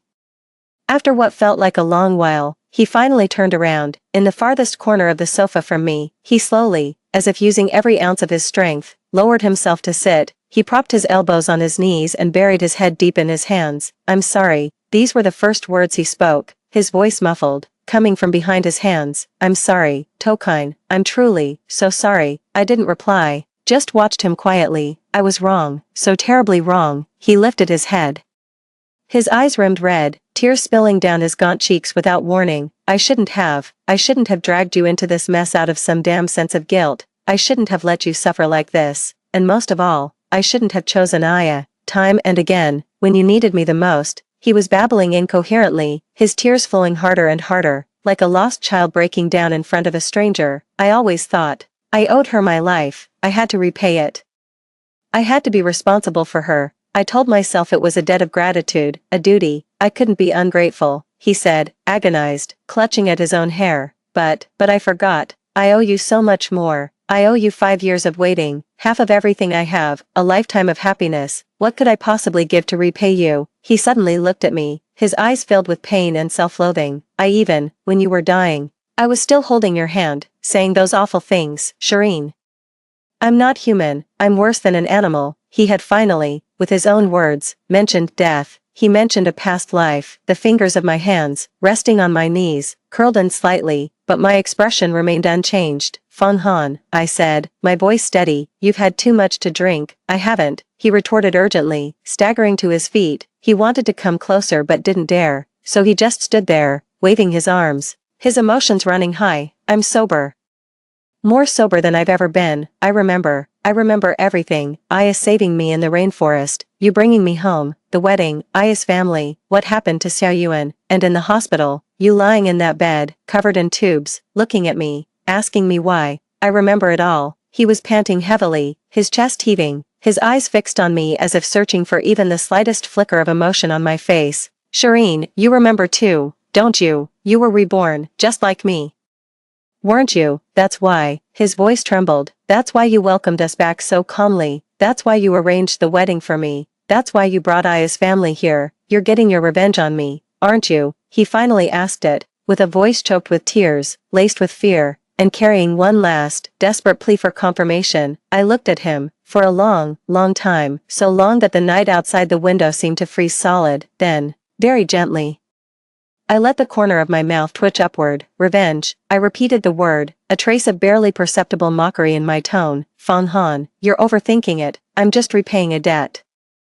"Repay a kindness." Fan Han froze, as if he hadn't understood. "Yes, repay a kindness." I tilted my head slightly, offering a flawless, gentle smile. "Miss Aya saved your life. That's an enormous debt. I found her for you, arranged your wedding, brought her family here, reunited you all. Haven't I done all of this to repay Miss Aya for saving your life?" "No, that's not it." Fan Han shook his head, his face as pale as paper. "You're not repaying a kindness, you're punishing me this way, punishing my indecision, punishing my selfishness, punishing me for everything I did to you, in our past life." He had finally said it. I laid bare that festering, rotten truth that had stood between us, exposing it in all its bloody rawness. I didn't deny it right away. I simply picked up the long cold cup of tea from the coffee table, gave it a gentle swirl, and watched the condensation bead on the porcelain. Punishment. I took a sip of the icy tea, lifted my gaze to meet his, my eyes calm and unreadable. "Fan Han, if this is punishment, then it's what you deserve, isn't it?" It was as if a sledgehammer had slammed into Fan Han's chest. His body lurched violently. He staggered back a step, colliding with the bookshelf with a dull, heavy thud. "It's what I deserve," he murmured, his gaze vacant and unfocused. "I brought this on myself, I had it coming." Leaning against the bookshelf, he slid slowly down to the floor. He buried his face in his hands, and stifled, broken sobs escaped through his fingers. "But Shireen, I know I was wrong. I truly know it now." He lifted his head, his face streaked with tears, looking at me with a gaze full of abject, almost desperate pleading. "In my past life, I was a fool. I was blinded by a sense of obligation. I couldn't tell what truly mattered. I shouldn't have hurt you, time and again, for Aya's sake. And I never should have. Never should have given her the chance to harm you." He scrambled forward on his knees, grabbed the edge of the sofa, and looked up at me, his words tumbling out in a desperate, heart-wrenching rush. "I've changed. In this life, I swear. Look, I drove Aya's family away. I'm not indulging her anymore. I'm even willing to divorce her, right now. Just say the word, and I'll go file the papers immediately. Shireen, let's start over. Please, start over." I repeated the phrase as if I'd heard a particularly absurd joke. "Yes, start over." A startling intensity flared in Fang Han's eyes, like a drowning man clutching his last piece of driftwood. "Let's forget what happened in our past life. Forget Aya. Forget all the unhappiness. Just like it used to be. Only you and me. Shireen, I know you still love me, just as I still love you. We wasted our last life. We can't miss our chance in this one. I'm begging you, give me one more chance."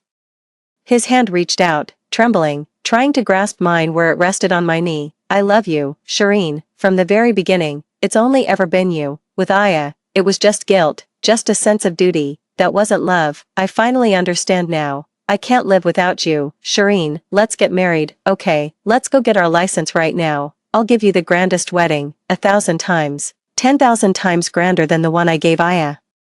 I'll transfer all my shares in the fund group to your name. I'll give you everything I own. I'm begging you. Please don't leave me." His voice choked with emotion, thick with a desperate, all-or-nothing plea. That was a confession and a promise my past self could never have even dreamed of hearing. Hearing it from his lips now, it only felt pitiful and absurd. I watched him quietly, his red-rimmed eyes, the tear tracks still wet on his face, the light in his gaze that was a mixture of fear, hope, and madness. Then, I gently withdrew my hand. The movement wasn't forceful, it could even be described as tender, but Fang Han's hand froze mid-air, his fingertips turning ice-cold. "Fang Han," I began, my voice soft yet sharp as needles dipped in ice, each word piercing his heart. "What are you saying?" I tilted my head slightly, offering a perfect smile tinged with just the right amount of bewilderment. "Aya is your wife. Your wedding was witnessed by the entire internet.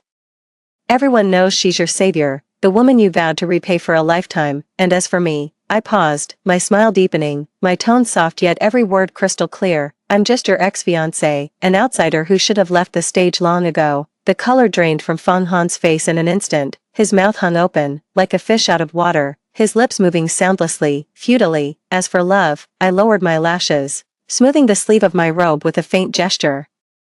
My tone as flat as if discussing the weather. "I did love you once, Fang Han, loved you enough to squander my fortune, to venture into the rainforest, to die for you." I lifted my gaze to meet his, my eyes a pool of profound, unrippled calm. "But that was a lifetime ago. I've always found you repulsive, both now and then. Do you know why I never once brought up sharing a bed, even after we married? Because I thought you were filthy. You weren't worthy of soiling me.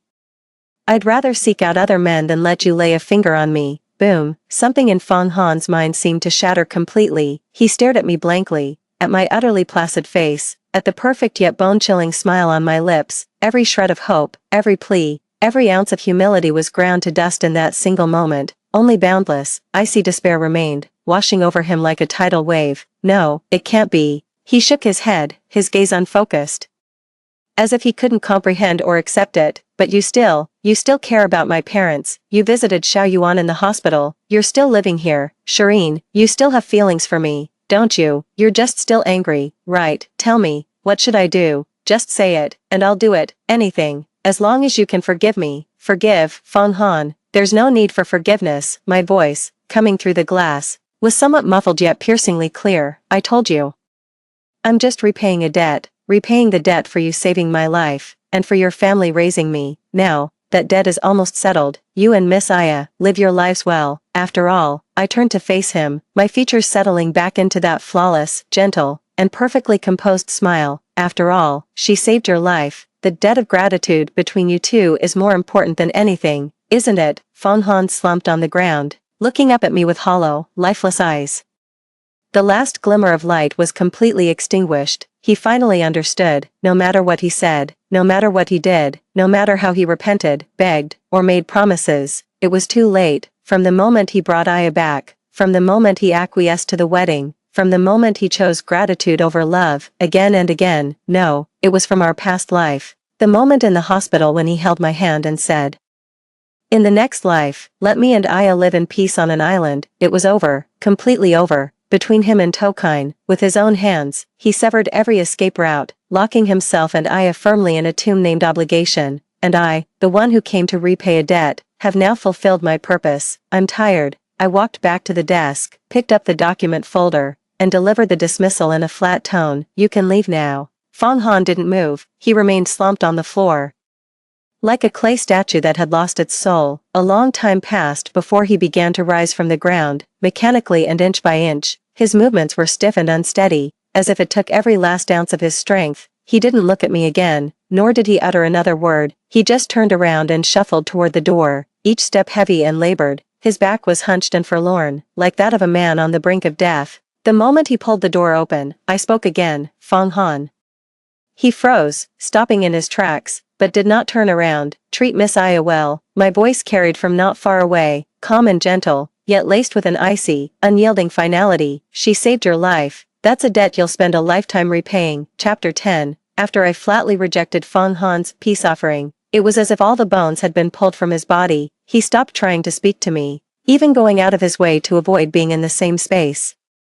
He shut himself away in his room or study all day. On the rare occasions he ventured out, he was unshaven, his eyes hollow, like a ghost haunting the old mansion. As for Aya, she was placed under strict house arrest. Feng Han confiscated her phone, cut off the internet on the top floor, and even yanked out the TV cable. He ordered the butler and servants to keep a close watch on her, forbidding her from stepping 1 foot outside the mansion's gate and barring her uncivilized relatives from ever setting foot here again. He was trying, in the most brutal way possible, to sever all of Aya's connections to the outside world, to lock her back into what he considered a safe, controllable cage. But Aya was no pet. She was a beast that had been fed on greed and envy for too long, had tasted the sweetness of civilization, only to have everything snatched away in an instant. For the first 2 days of her confinement, Aya went on a rampage in the penthouse, smashing everything in sight. She destroyed everything she could, including that expensive haute couture wedding dress, which she tore to shreds. The air was filled with the relentless sounds of her screams, curses, and shattering objects. Feng Han turned a deaf ear to it all.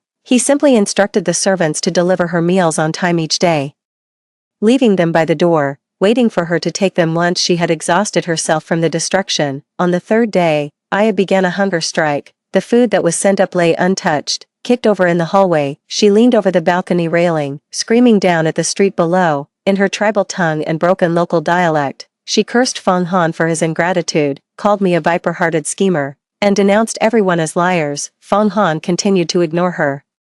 He even posted bodyguards on the 1st floor, just in case she actually tried to jump. By the 4th day, Aya had quieted down. The top floor was eerily quiet. The servant delivering the meal climbed the stairs with trepidation, only to find that the previous day's food had been cleared away from the doorway, and today's portion had been taken inside. The same pattern repeated on the 5th day, the 6th day, and so on. Aya seemed to have resigned herself to her fate, beginning to eat her meals in silence and remain quietly in her room. Feng Han's tightly wound nerves relaxed a little. He even began to tackle the backlog of company emails, though the board still showed no sign of letting him return. He thought Aya had finally come to her senses, that he had finally broken her. He understood Aya far too little, and understood even less the terrifying destructive force a cornered beast can unleash. The upheaval occurred late on the 7th night. That day, Feng Han seemed to show a flicker of his old drive again, working on documents in his study until midnight. I was also up late, finalizing the handover of an overseas project.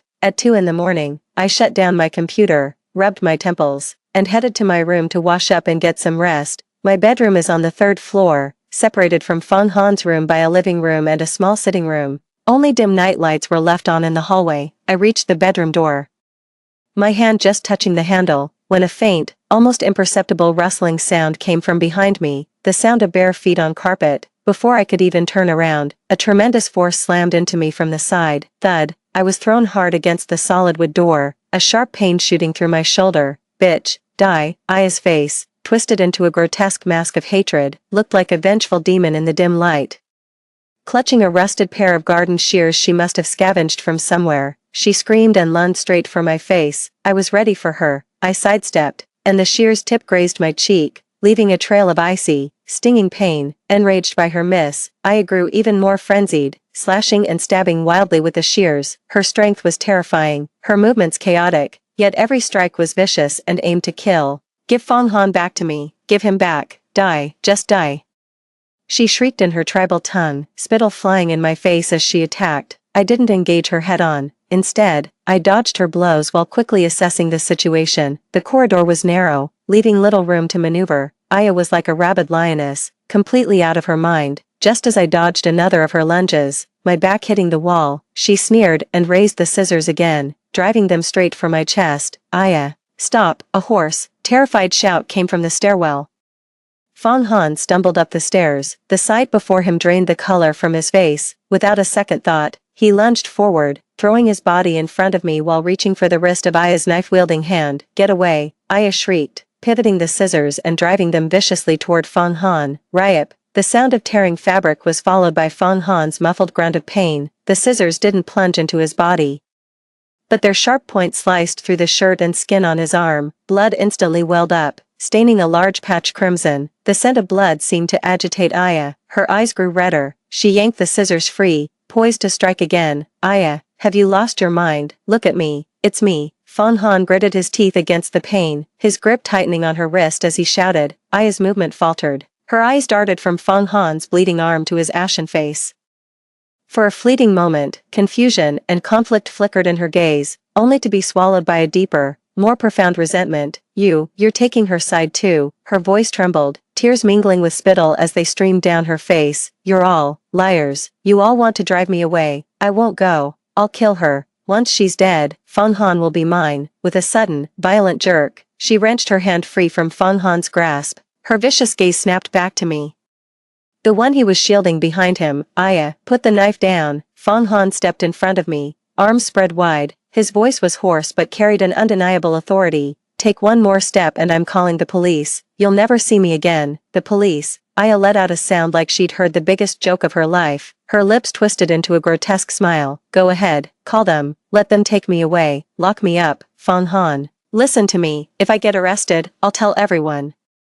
It was you, Fong Han, are an ungrateful wretch. You used me and now you want to throw me away. You're the one who ruined my life. As she spoke, she slowly backed away, retreating into the shadows of the hallway. Her eyes, filled with venom, darted between the two of us. I won't let you get away with this. If you've made my life hell, then I'll make sure yours is too, she murmured, her hand suddenly diving into the pocket of her grimy robe and pulling something out. It was a small bundle, crudely wrapped in broad leaves. Carefully, she began to peel back the layers of leaves. In the dim light, it revealed a deep purple, egg-sized fruit. Its surface was covered in irregular bumps, a purple so dark it was nearly black, gleaming under the light with a sinister, oily sheen. My breath caught in my throat the instant I saw the fruit clearly. My blood seemed to run cold, leaving my hands and feet icy. That fruit. I will never forget it, not even in death, in my past life.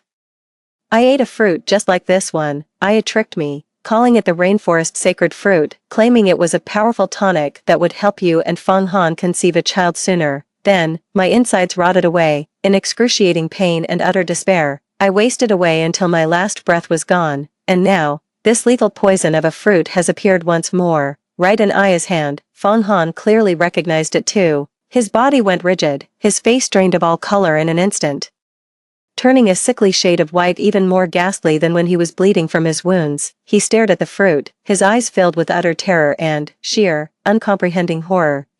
How do you have this? His voice trembled uncontrollably. Aya watched our faces pale dramatically, seeming to derive a twisted satisfaction from it. Pinching the poisonous fruit, she slowly raised it toward the light, a smile of pure malice and triumph spreading across her face. This.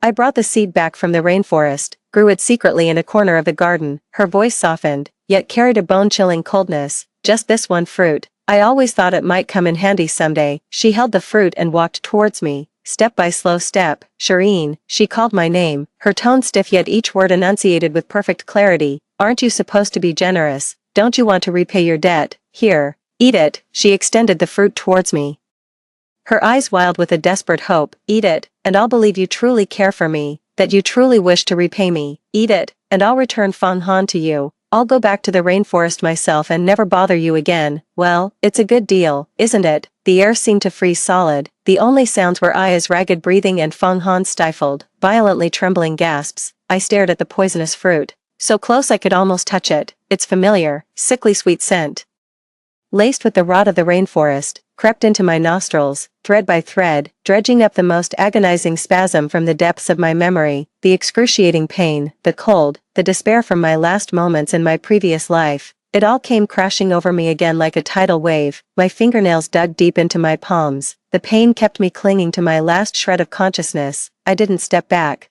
nor did I reach out to take it. I simply lifted my gaze, looking calmly into Aya's eyes, which were brimming with madness and malice. Miss Aya, I began, my voice surprisingly steady, laced with a trace of barely perceptible mockery. You want to try the same trick a second time? The smile on Aya's face froze for an instant. What did you say? Her eyes darted away. I said. I took a small step forward, closing the distance between us, my gaze locking onto hers. You already tricked me into eating this fruit in our past life. What? You want to pull the same stunt again in this one? Aya's pupils contracted violently, as if struck by lightning, her entire body convulsed with a violent tremor, the hand holding the fruit nearly losing its grip. You, how do you know? She cried out, her voice shrill and piercing. You too. Yes, I remember too. I cut in, my tone icy. I remember how you had Fang Han bring the fruit back, how you lied and told me it was a tonic, how you watched me eat it, and how you stood there laughing while I writhed in agony on the floor. I spoke each word deliberately, my voice low, yet each syllable struck Aya and Fang Han's hearts like an ice pick. I remember the smell of hospital disinfectant, the feeling of my guts being twisted to shreds, and I remember Fang Han clutching my hand, saying in our next life, he wanted to live peacefully on an island with you. I turned my gaze to Fang Han. His face was drained of all color, his body trembling like a leaf in an autumn wind. The look he gave me was filled with utter, devastating despair and terror. He tried to speak, his lips moving soundlessly, but no words came out, so I turned my gaze back to Aya, a cold, faint smile curling at the corner of my lips. Do you really think I'd fall for that again? The icy clarity in my eyes pierced through Aya, sending a jolt of panic through her heart. She instinctively took a step back, her own eyes wide with the terror of being utterly exposed. No, impossible. How could you remember? You're a demon, you're not real, she stammered incoherently, clutching the poisoned fruit in her hand as if it were her last weapon. Whether I'm real or not is irrelevant. I took another step forward, my eyes fixed on the fruit in her grasp. What matters is this fruit, since you seem so fond of it. I struck with lightning speed, seizing her wrist, the one holding the poisonous fruit, before she could even react. Ah, Aya cried out, trying to struggle, but I applied a precise, unyielding pressure to the vital point on her wrist. What are you doing? She demanded, her eyes wide with terror. I gave no reply, only tightened my grip. Aya winced in pain, her fingers going slack. The deep purple poison fruit slipped from her palm. I didn't let it hit the ground, catching it with lightning speed in my other hand. Then, under the horrified gazes of Aya and Fang Han, I slowly raised the poison fruit, holding it up before Aya. In our last life, you tricked me into eating it. I watched Aya's face turn deathly pale, my voice a whisper, yet laced with a lethal chill. In this life, would you like to taste it yourself? Aya's eyes widened to their absolute limit. Stretched by sheer terror, she shook her head frantically, trying to pull back, but her wrist was locked in my iron grip, leaving her no room to move. And no, please, let me go. Her voice trembled, thick with tears. Let you go. I tilted my head slightly, a flicker of almost childlike confusion crossing my face. Why, isn't this the gift you so carefully prepared? You won't eat it yourself. Are you saving it for Fang Han? My gaze shifted to the side, to Fang Han, who stood there utterly petrified, as if his soul had left his body. Or perhaps, you want him to trick me into eating it again. No, that's not it, Aya shrieked, thrashing wildly. I didn't mean for him to have it. I didn't want to hurt him. It was for you. Only if you eat it will you disappear. Then Fang Han will come back to me. It's all your fault. You're the one who stole him.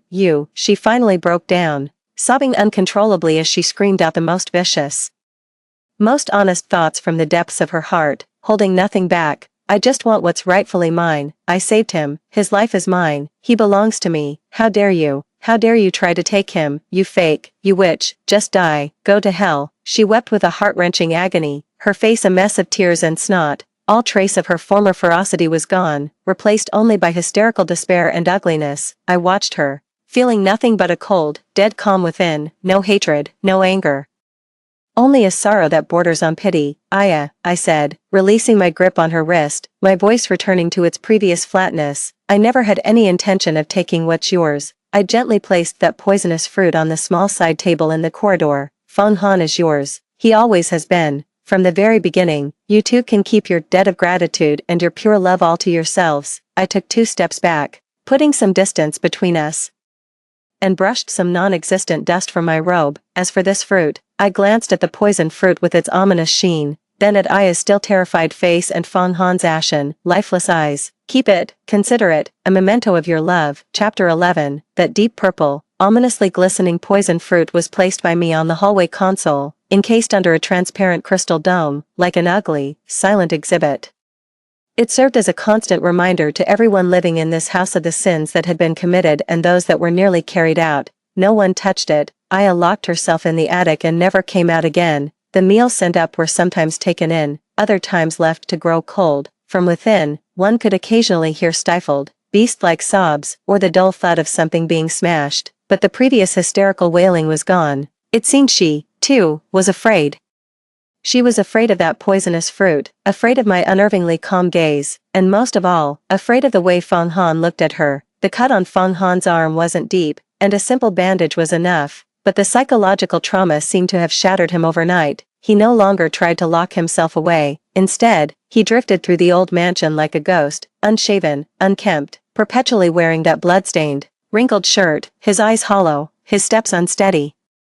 He would stand for long periods before the encased poisonous fruit, motionless, staring intently as if trying to see through the crystal dome to perceive all the malice and betrayal contained within. His complexion was an unhealthy, ashen gray, with sunken eyes and lips that were dry, cracked, and peeling. He exuded the decaying aura of a man on the brink of death. The servants, upon seeing him, gave him a wide berth, not daring to come near. It wasn't until the afternoon 3 days later I finished a video conference, stepped out of the study, and headed to the garden for some fresh air. As soon as I entered the living room on the first floor, I saw Feng Han standing before that poisonous fruit. His back was to me, his shoulders slumped, his silhouette hunched like a man in the twilight of his years. Hearing my footsteps, he turned around with agonizing slowness, his gaze settled upon my face. It was no longer the previous emptiness, bewilderment, or humble supplication. Instead, it was a mixture of extreme agony, terror, despair, and a final trace of a desperate, death-throes-like plea for confirmation. Tokine, he began, his voice so hoarse it was almost shattered,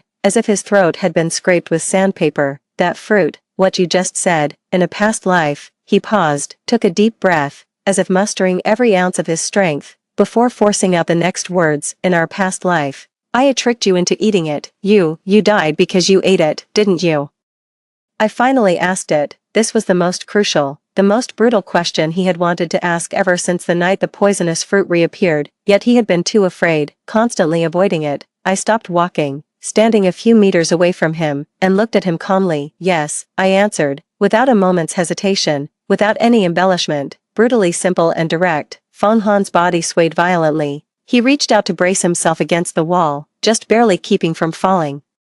He stared at me, his eyes widening slowly. Deep within his pupils, something was shattering, piece by piece. So that's why. His lips trembled, his voice shaking uncontrollably. That's why you've been getting revenge. Revenge. I repeated the word softly, taking 2 steps forward until I stood before him. My gaze met the turbulent agony and despair in his eyes with perfect calm. Feng Han, do you really think that me finding Aya for you, arranging your wedding, bringing her family here, reuniting your whole family, is revenge? I tilted my head slightly, offering a smile that held just the right amount of bewilderment, one that bordered on innocence. No, I was simply giving you what you wanted. You see, I found your savior for you, arranged a wedding for you that captured the world's attention, and brought her family here to share in the wealth. I'm repaying a debt of gratitude to Miss Aya for saving my life, and to you. I paused. My smile widening, yet my eyes were pools of icy darkness. Repaying you for the ending you so meticulously chose for me in our last life. The last thread of sanity in Feng Han's mind finally snapped. It was as if an invisible sledgehammer had slammed into his chest. He staggered backward, crashed against the wall, and then slid limply down its surface, collapsing into a heap on the floor. No, that's not it. He shook his head, tears and snot streaming down his face in a wretched mess. I never wanted you to die. I didn't know. I truly didn't know the fruit was poisonous. I thought it was just a common tonic. Aya said. She said it was the rainforest sacred fruit. That eating it would help me bear your child sooner. Right, I finished for him. My tone flat as I repeated the lie I'd heard in my past life. Feng Han's head snapped up, the color draining from his face, his eyes filled with abject, soul-crushing terror. I remember. She even remembers that. I believed her. His voice broke, thick with self-loathing and regret. Back then, I was suffocating under the weight of obligation. I felt I owed her, and yet I felt I was failing you. I wavered like a coward. She said it was something good, that it would give us a child, that it would fix our relationship. I actually believed it. I actually just handed you the poison. He couldn't go on. He buried his face in his hands, a choked, bestial howl tearing from his throat as his shoulders shook violently. Tokine, I'm not human. I'm worse than an animal. How could I possibly? He was weeping with a heart-wrenching, gut-spilling agony, tears and mucus streaming down his face. I actually, in your moment of greatest suffering, right before you died, I held your hand, and said such despicable things. He lifted his tear-filled eyes to look at me, his gaze a bottomless pit of despair and self-loathing. I said, in the next life, let me and Aya live peacefully on the island. Tokine, I deserve to die. I truly deserve to die. Kill me right now. He knelt on the ground, shuffling forward on his knees, wanting to get closer to me but not daring to. In his anguish, he could only claw at his own hair and slam his forehead against the cold marble floor. Bang, bang, bang, the dull, heavy thuds echoed through the empty living room. Blood soon welled on his forehead, but he was oblivious. It was as if only this physical pain could offer the slightest relief from the soul-deep, gnawing remorse and despair. Enough, I said flatly. Feng Han's head-banging motion came to a halt. He lifted his head. His forehead was swollen, red, and scraped raw.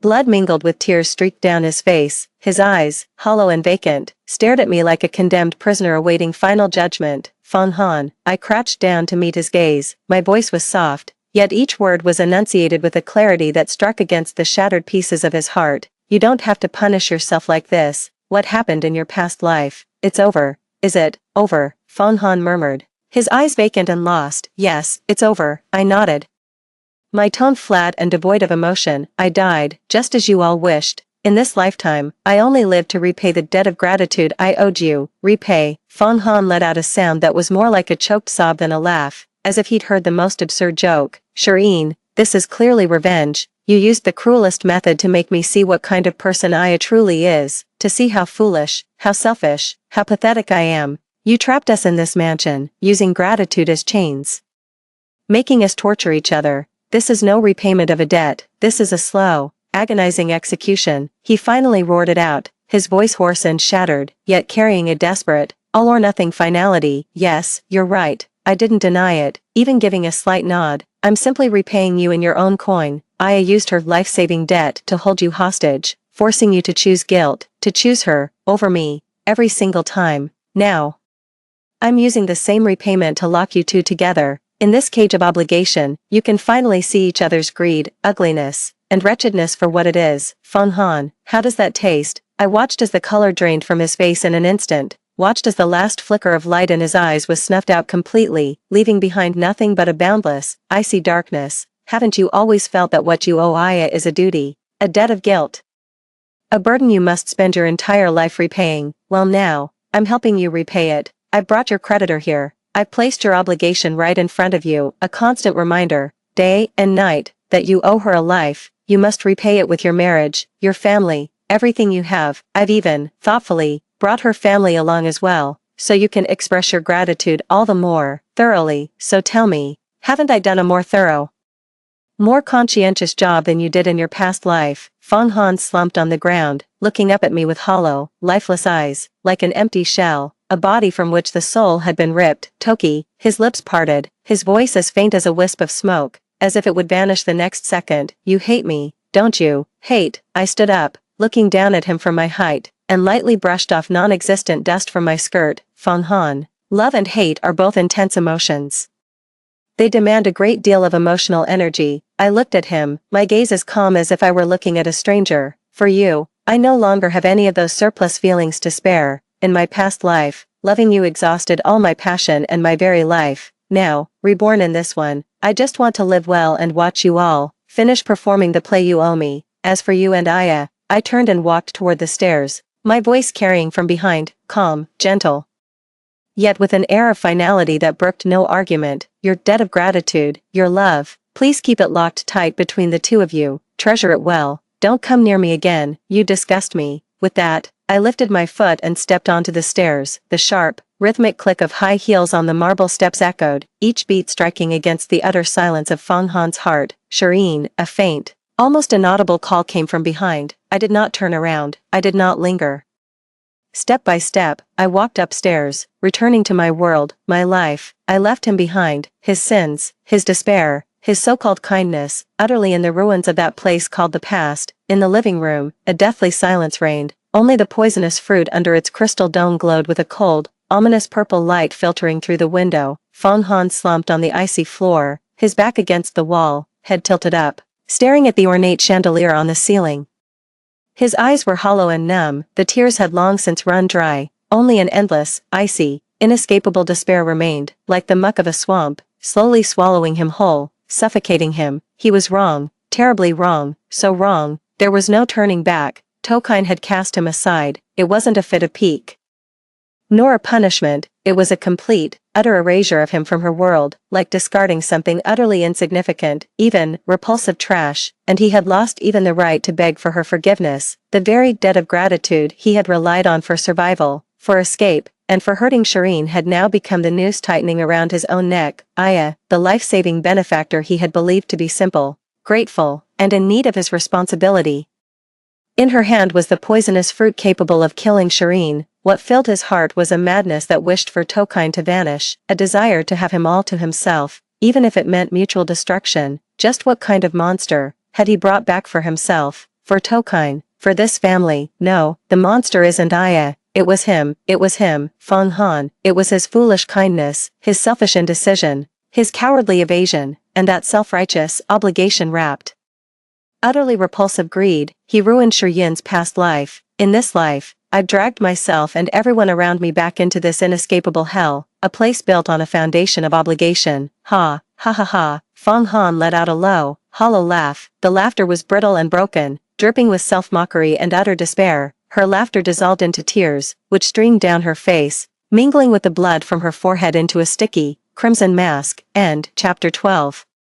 The poisoned fruit incident ripped away the last shred of Aya's facade as a savior. Upon receiving the news at the hospital, Feng Jianming collapsed on the spot. After being resuscitated, he adamantly refused to ever return to the old family estate. Li Wan's condition fluctuated, and she spent her days weeping, murmuring what a sin over and over. Feng Yuan's mental state deteriorated further. The slightest noise would send her into screaming fits, and she could only manage to sleep with the aid of medication. The stock price of the Feng Group plummeted under the onslaught of successive scandals. The board of directors convened an emergency meeting, stripping Feng Han of all his positions and initiating a departure audit. The once heir to a business empire became, overnight, a pariah everyone shunned. The Feng family's old mansion had become nothing more than a magnificent tomb. Aya remained confined to the top floor, but she seemed to have lost the energy to make a fuss. Occasionally, the servants would hear muffled sobs or the sound of something shattering from above, but it would soon fall back into a deathly silence. Like a trapped beast with its fangs and claws pulled, she slowly burned through her last reserves of strength within her gilded cage. As for Feng Han,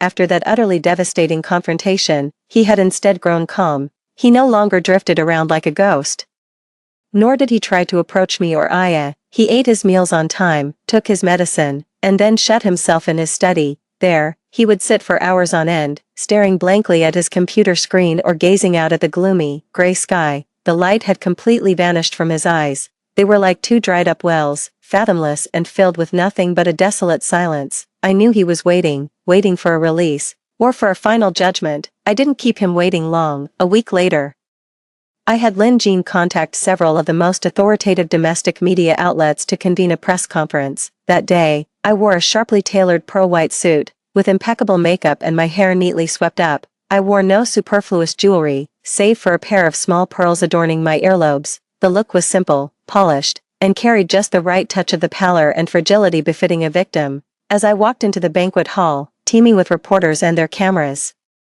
flanked by bodyguards and assistants, every lens instantly swiveled toward me. The flashbulbs erupted like a torrential downpour, a relentless crackle of light and sound. I made my way to the stage and took my position behind the prepared podium. My gaze swept calmly over the sea of faces in the crowd, taking in expressions of curiosity, sympathy, and thinly veiled schadenfreude. Then, leaning into the microphone, I began to speak softly. Good afternoon, members of the press. And to all of you who have shown concern for this matter. The reason I've asked you here today is to provide a formal explanation and account regarding the recent rumors and incidents involving our side, the Fong family, and Miss Aya. I paused briefly, lowering my gaze. When I looked up again, my eyes were already glistening, and a barely perceptible tremor entered my voice, yet I maintained a composed and dignified demeanor. Mr. Fong Han and I grew up together. We were engaged. And I truly believed we would spend our lives side by side, but 5 years ago, his plane went down in the Amazon rainforest. He was declared missing. I searched for him for 5 years. Not a single day went by that I gave up hope. I believed he was alive. I believed we would find each other again. By some miracle, I finally found him, deep in the heart of the rainforest, in an isolated, primitive tribe. A low murmur rippled through the audience when we found him. There was a young woman named Aya by his side. It was Miss Aya who saved him, cared for him, and gave him a second chance at life after Fong Han was critically injured and on the brink of death following the plane crash. My voice grew clearer, carrying a weight of profound and sincere gratitude. This debt of gratitude is immeasurable. Without Miss Aya, the Fong Han standing here today simply would not exist. This is a truth that I, the Fong family, and everyone who cares for Fong Han will hold in our hearts forever. Therefore, when Fong Han told me that Miss Aya was his only family and he could not abandon her, I chose to understand. I chose to let him go. I looked up at the camera, my eyes filled with a steely resolve and an almost sacred glow of sacrifice. I personally arranged their wedding and brought Miss Aya and her family to live in the city. I hoped that in this way, I could repay Miss Aya's kindness. And I also wished for them to find their own happiness in this new world. The audience fell silent, everyone holding their breath, listening intently to my story. But, my tone shifted, becoming heavy with sorrow and resignation. I underestimated the vast gulf between civilized society and a primitive tribe, and I underestimated the difficulty of helping Miss Aya and her family adapt to their new environment. I signaled to the staff to play the short film we had prepared in advance. On the large screen, a series of images began to flash, a high-definition close-up of Aya biting Fong Han's neck at the wedding, a candid shot of Aya's wild man relative grilling fish over an open fire in the garden, which made Fong Yuan burst into tears, a screen recording clip of Aya live-streaming herself eating bugs, a photo taken outside Li Wan's hospital room, showing Fong Jianming in tears and Li Wan looking utterly haggard, and then, a close-up of that deep purple poisonous fruit under its crystal dome, alongside a composition analysis report from an authoritative body, with the lethal neurotoxin highlighted in glaring red. The audience erupted in an uproar, gasps, sharp intakes of breath, and a torrent of shocked whispers exploded instantly. Camera flashes erupted once more in a frenzied storm, threatening to drown the entire banquet hall in light. I stood bathed in harsh white light, my face pale and my eyes rimmed red, yet I kept my back straight, my voice cut clearly through the microphone, rising above all the noise. I am heartbroken that, due to my lack of foresight, Miss Aya and her family have endured so much criticism and discomfort while adapting to this new environment, and even more heartbroken that, because of this act of repaying a debt, Mr. Fong Han's family, especially Miss Fong Yuan, has suffered irreparable harm, leaving the two elderly parents physically and mentally exhausted, and plunging Mr. Fong Han himself into endless pain and turmoil. I took a deep breath, as if mustering every ounce of strength I had, before continuing. I've been thinking it over and over these past days. Perhaps I was wrong from the very beginning. The rules and constraints of civilized society are not a source of happiness for Miss Aya and her family. But shackles, they belong to that vast, free rainforest, to that pure, natural way of life. Forcing them to stay here is inflicting another kind of harm upon them. I looked up at the camera, my gaze growing resolute and bright, as if I had finally found the solution. Therefore, After careful consideration and with the consent of Mr. Feng Han and Ms. Aya, I paused, then declared with perfect clarity, word by word, in my personal capacity.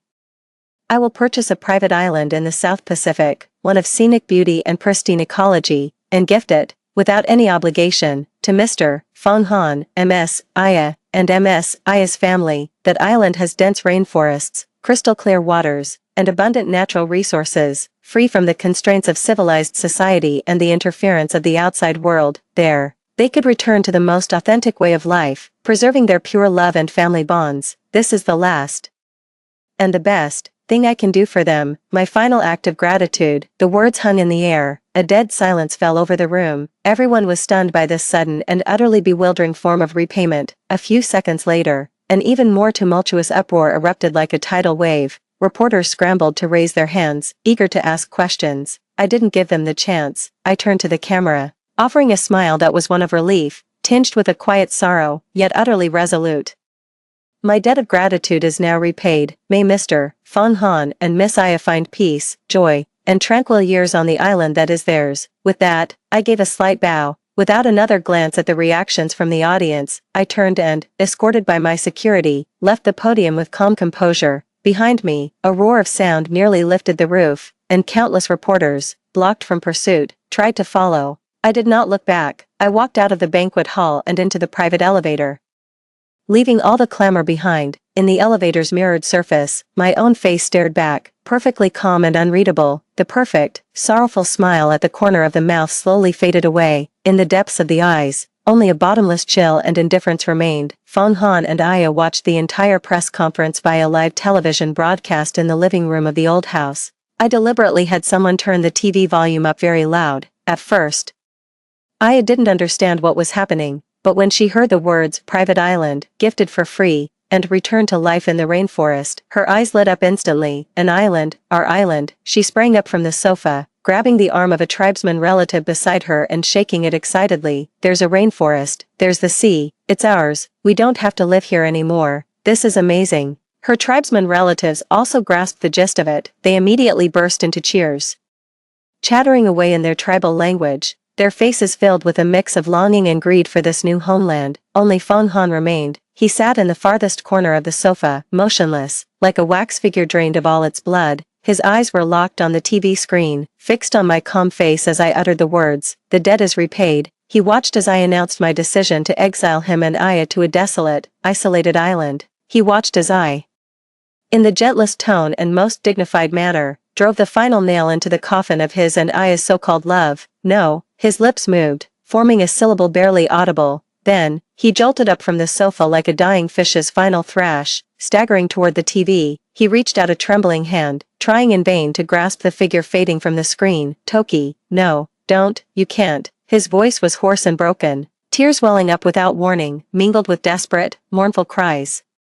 "I know I was wrong. I really know I was wrong. Please, don't do this. Don't leave me in a place like that. Tokine, I'm begging you." He collapsed to his knees before the television, his forehead pressed against the cold screen, his body curled into a ball as he wept, trembling all over like an abandoned child. But the me on the screen had already turned and walked away, my retreating figure resolute, without a trace of lingering attachment. "Shireen," Feng Han let out a piercing, inhuman shriek. That sound was filled with the deepest despair and terror, the kind felt by one utterly forsaken and cast into the abyss. He knew, the full, crushing truth finally dawned on him. Tokine had cast him out. It wasn't a punishment, nor was it revenge. It was a complete expulsion, from her world, from civilized society, from everything he had ever known, exiled to a desolate island, forced to spend the rest of his days with a woman he feared and despised yet was bound to for life.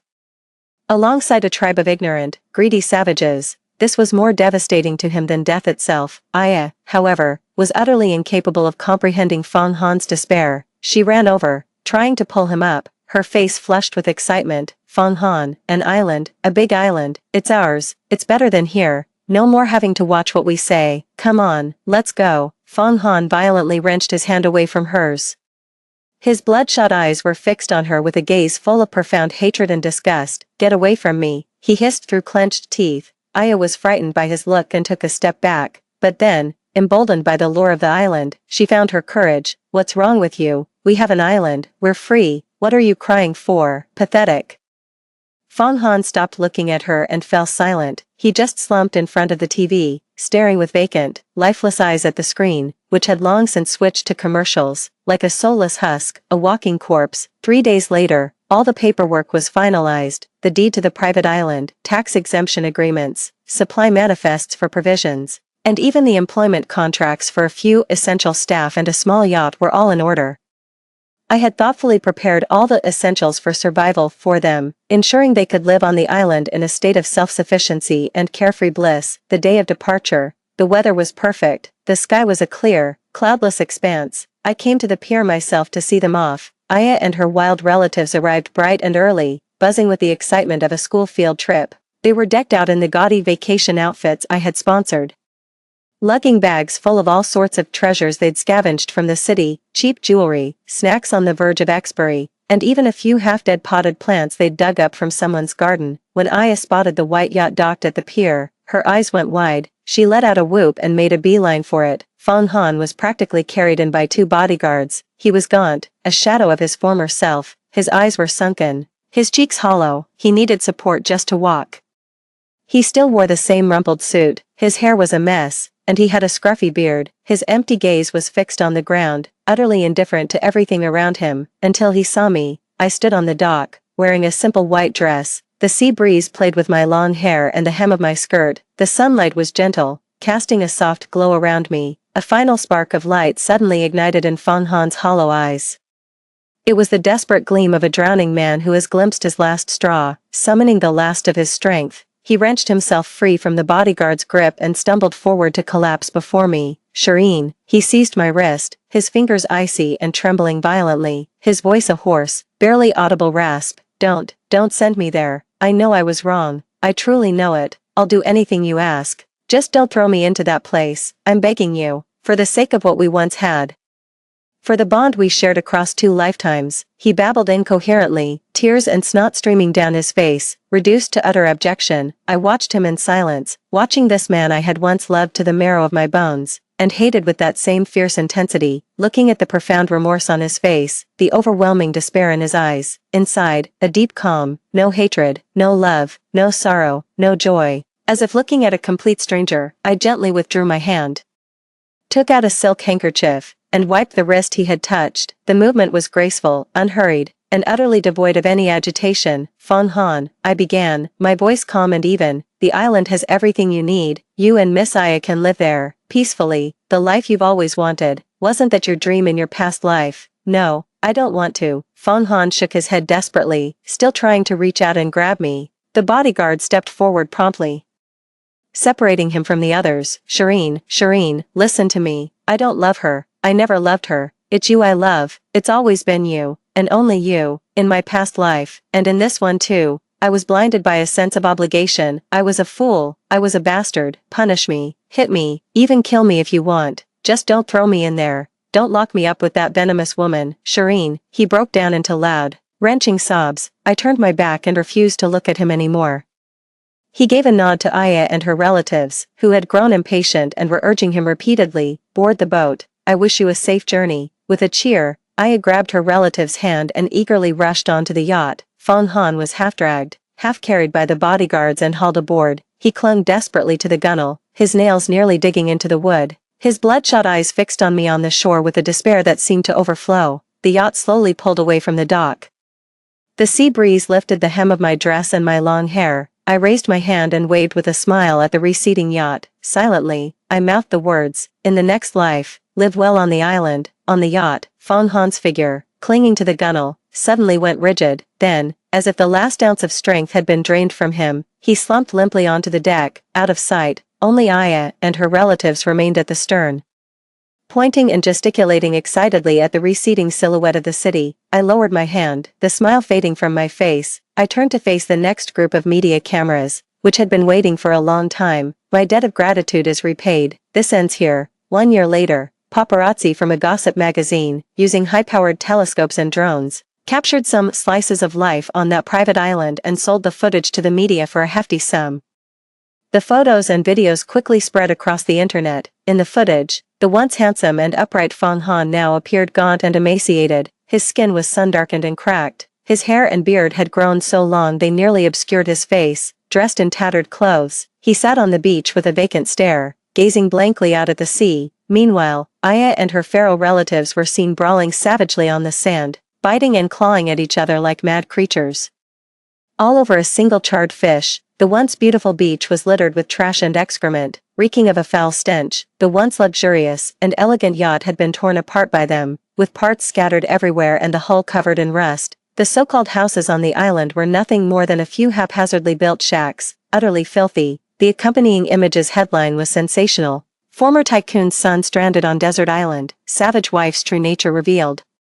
Paradise turns to hell. The comment sections and social media are blowing up again. Oh my god, is that Fan Han? I almost didn't recognize him. Aya is still the same old Aya. No amount of civilized packaging can fix that. Sure, Yin's move is absolutely brutal, adding insult to injury. Now that's what I call payback. Returning good for evil and sending you straight back to heaven. Fan Han had it coming. You made your bed with your true love, now you have to lie in it.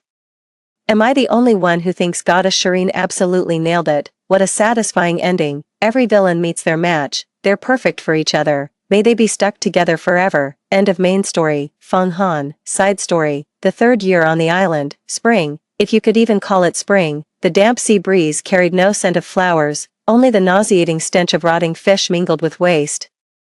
The once pristine white sand was now littered with trash, broken shells, and dark brown stains. Feeling sticky and slick underfoot, Fan Han sat on a sun-scorched rock, his vacant gaze fixed on the blurred line where the sea met the sky. A ragged shirt, its original color long faded, hung loosely from his gaunt frame, flapping noisily in the sea wind. His skin was an uneven, sun-baked black, peeling from burns and crisscrossed with scars of varying depths. His hair and beard had grown wild, matted into clumps that obscured most of his face, revealing only his sunken, hollow eyes, two dark pits devoid of light. It had been a long time since he'd last looked in a mirror. He didn't want to look. He knew exactly what he looked like now, a breathing, slowly decaying husk. Not far behind him lay the island's only settlement, a few shacks haphazardly thrown together from palm fronds, tattered canvas, and the wreckage of a yacht. Around the shack, empty cans, rotting fruit peels, and unidentifiable household waste lay scattered. A few of Aya's savage relatives were squabbling over the last few moldy biscuits. Shoving and cursing quickly escalated into a full-blown fistfight. They had completely degenerated, becoming even more wretched than they had been in the rainforest. Their brief exposure to civilized society hadn't taught them manners, it had only awakened a deeper greed and indolence.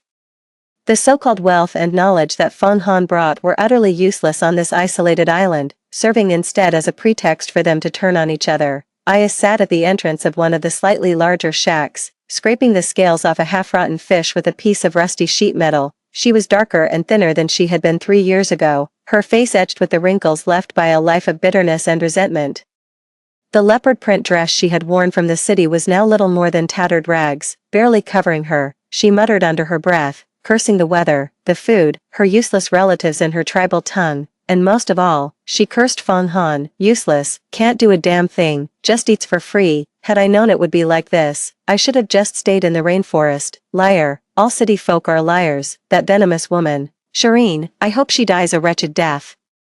Fan Han heard these curses every day. At first, they stung, sparking fiercer arguments and brawls, but now, he was numb. Those vicious words passed through his hollow body like a sea breeze, leaving no trace behind. His heart had died long ago. On the day he set foot on the island, it died the moment Shireen waved goodbye, smiling as she silently mouthed the words, "Have a good life on the island, in your next life." These 3 years have been nothing but a hollow, lingering existence, a living death. Once a month, the supply ship arrives. It brings the bare minimum to sustain life: fresh water, food, some basic medical supplies, and cold, impersonal updates from the outside world. Usually, it's an expressionless man who drops off the supplies, notes their condition, and leaves in a hurry, unwilling to stay a second longer. The air on the island is thick with despair and decay, enough to suffocate any sane person.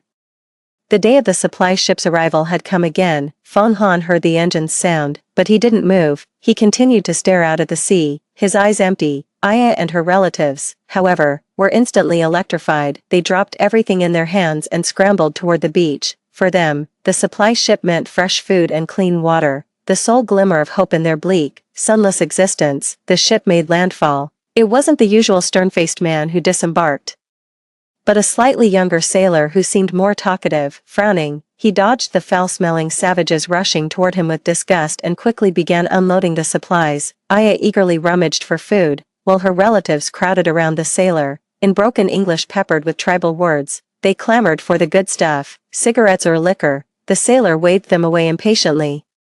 His eyes scanned the island before finally settling on the solitary figure of Fong Han standing on the reef. After a moment's hesitation, he pulled a tablet computer sealed in a waterproof bag from his pack and walked toward Fong Han. Mr. Fong. The sailor stopped a few paces away, his tone not exactly respectful, but calm enough. Fong Han did not turn around. As if he hadn't heard, the sailor raised his voice. Mr. Fong, there's a message for you. Fong Han's body stiffened almost imperceptibly.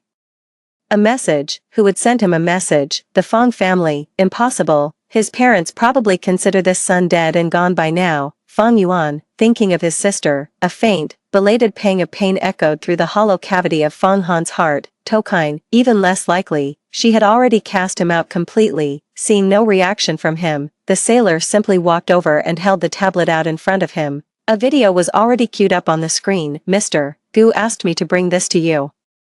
The sailor added, his tone carrying a hint of something barely perceptible. Pity, Mr. Gu. In Fong Han's vacant mind, he struggled to turn over this surname. Gu Huai. A name pierced his numb nerves like an ice-cold needle. Gu Huai, his former business rival, a man also born into wealth, equally capable, but who always seemed to relish getting under his skin. In their past life, this man had shown interest in Shireen, even attempting to force a kiss on her after a cocktail party. An incident he had witnessed. Back then, his relationship with Shireen was still strong. He had dismissed Gu Huai as a mere clown, issued a warning, but never truly took him seriously. Ever since his rebirth, he had been so mired in the mess with Aya that he had almost forgotten about this person. Gu Huai. What message did he have the sailor bring? Fong Han's fingertips trembled almost imperceptibly. Slowly, with excruciating slowness, he turned his head to look at the screen. The sailor pressed play. The scene is a meticulously edited wedding video. The backdrop is a European castle, bathed in brilliant sunshine, surrounded by flowers, and filled with a glamorous crowd of guests. The camera slowly zooms in, coming to rest on the bride at the far end of the red carpet. She wears a pearl-white wedding gown with a long train. Beneath the veil is Toki's face, at once familiar and yet somehow changed. The eyes and the contours of her face were familiar, but the expression was entirely foreign. This was not the gentle, forbearing Cheyenne from his memory, nor the later Cheyenne, cold and perfect in her vengeance. It was a kind of blissful smile he had never seen before, brimming with serenity, contentment, and even a touch of sweet, artless joy. Her eyes were curved crescents, her cheeks flushed with a natural glow, and her gaze, clear and bright, was fixed on the man approaching from the other end of the red carpet. Filled with undisguised love and utter reliance, the man stood tall and straight, dressed in a black tuxedo from the same brand he wore at his wedding years ago, yet this one was clearly more tailored and elegant. His handsome face carried a composed air, and the gaze he fixed on Shireen was so tender it could melt one's heart. It was Gu Huai, with her arm linked in Gu Huai's. Shireen walked step by step toward the altar to the gentle strains of romantic music. The priest began the vows. Gu Huai's voice came through the speaker, low, firm, and magnetic. I do. Shireen looked up at him, her smile sweet, her voice clear and joyful. I do. They exchanged rings, they kissed. The audience erupted into thunderous applause and cheers. As the camera panned across the guests, Fong Han saw many familiar faces, family friends from his parents' generation, socialites who were once close to Shireen, and even, he spotted Fong Yuan sitting in the front row. She was dressed in an elegant gown, still somewhat thin, but her complexion was noticeably better. Sitting beside her were Fong Jianming and Li Wan, their expressions complex, yet ultimately tinged with a sense of relief. They were all here, at Shireen and Gu Huai's wedding, a smile full of blessings, as if they had long forgotten that a man named Fong Han was rotting away on some desolate island. The latter part of the video is a montage of their married life. Shireen and Gu Huai are at the ski resort. She laughs joyfully, carefully sheltered in his arms. They were on a seaside vacation. Shireen wore a loose, flowing dress, her belly now showing a distinct curve. Gu Huai crouched down, pressing his ear gently against it, his face alight with undisguised wonder and adoration.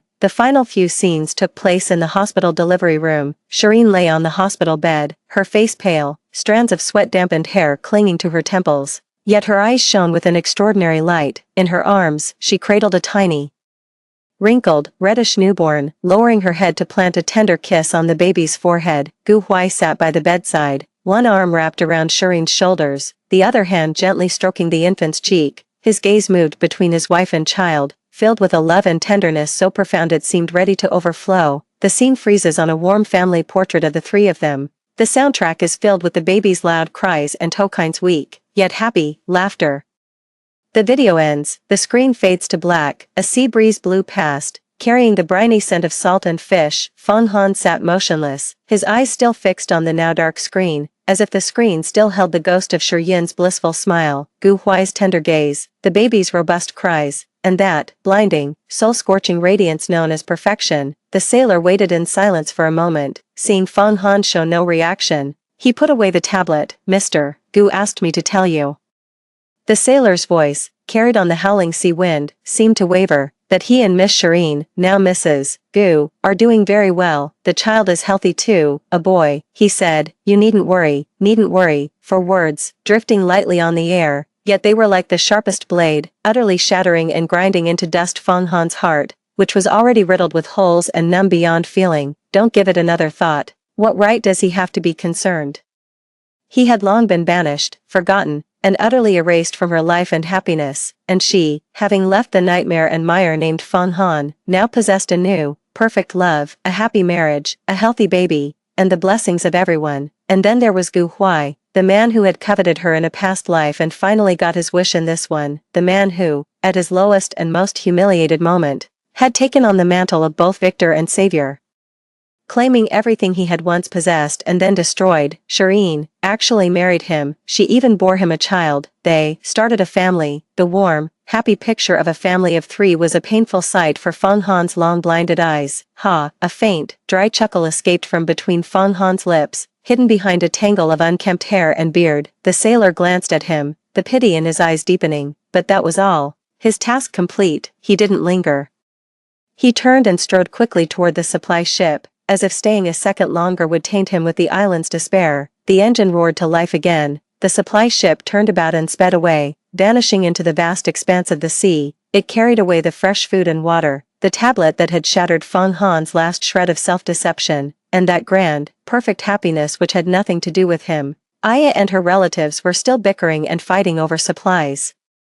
Completely oblivious to what had just happened, or rather, they simply didn't care. Who was Feng Han? Who was Shireen? Who was Gu Huai? What did any of that have to do with them? Their only concern was whether they would eat today. Feng Han remained seated on the reef, his gaze withdrew from the sea, lifting slowly to the piercingly blue sky overhead. The sunlight was intense, scorching his exposed, scar-riddled skin. Yet within his body, there was only a frozen, deathly chill. Memories, like a flood bursting through a dam, surged forth uncontrollably. It wasn't the furtive encounters with Aya in the rainforest, it wasn't the endless post-marital bickering and torment, it wasn't the 3 years of living death, rotting away on this island. It was from a more distant past, nearly forgotten in the dust of time, the time he and Shireen shared, childhood sweethearts, innocent and inseparable. He remembered her as a child, trailing behind him and calling out "Brother Feng Han" in a soft voice. When she fell and he helped her up, she would pout, tears welling up in her eyes, yet stubbornly hold them back, saying, "With Brother Feng Han here, I'm not afraid." He remembered their youth, riding his bicycle with her on the back through the long, tree-lined avenue. Her skirt fluttered in the wind, her laughter was clear as a bell,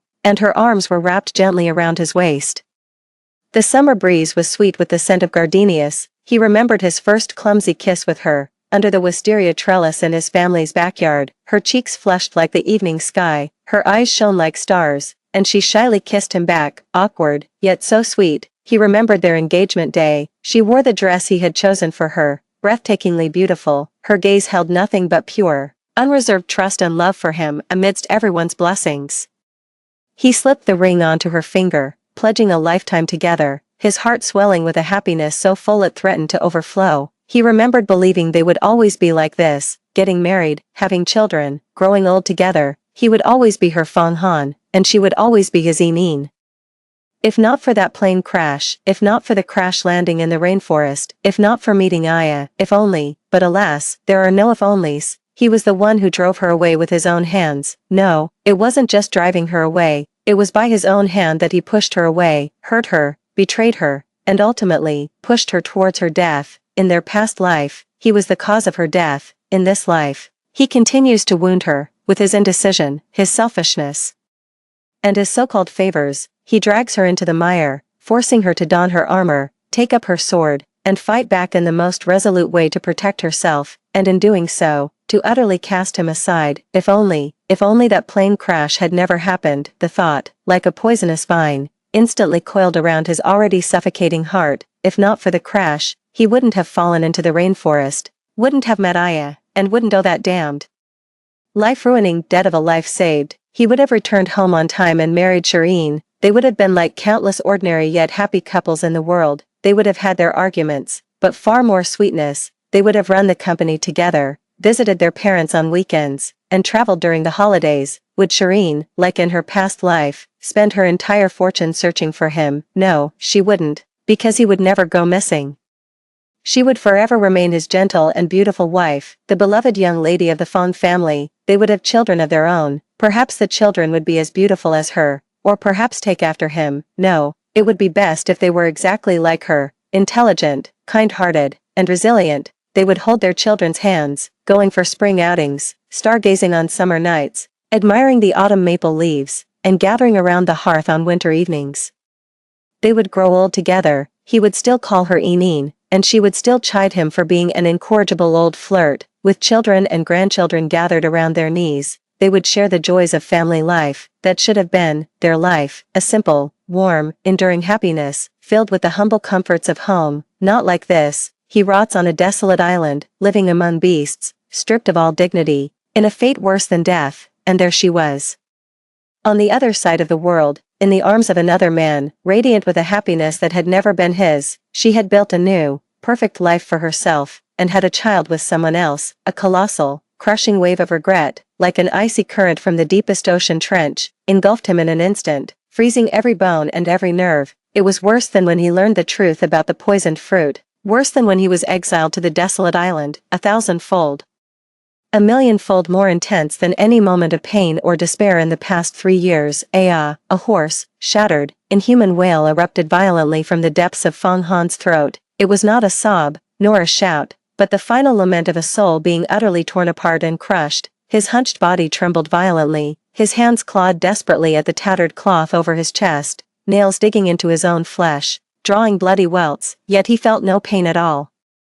Only where his heart should be, there was nothing but a void, as if it had been ripped out, leaving behind a gaping hole that whistled with icy wind and oozed with pus and blood. Shireen, his Eneen. He lost his Eneen. He lost her forever, completely. It wasn't a loss brought by death. It was that another man now possessed, cherished, and protected her in the very way he once had, and he had lost even the right to look up. The sky remained a brilliant blue, the sun as harsh as ever.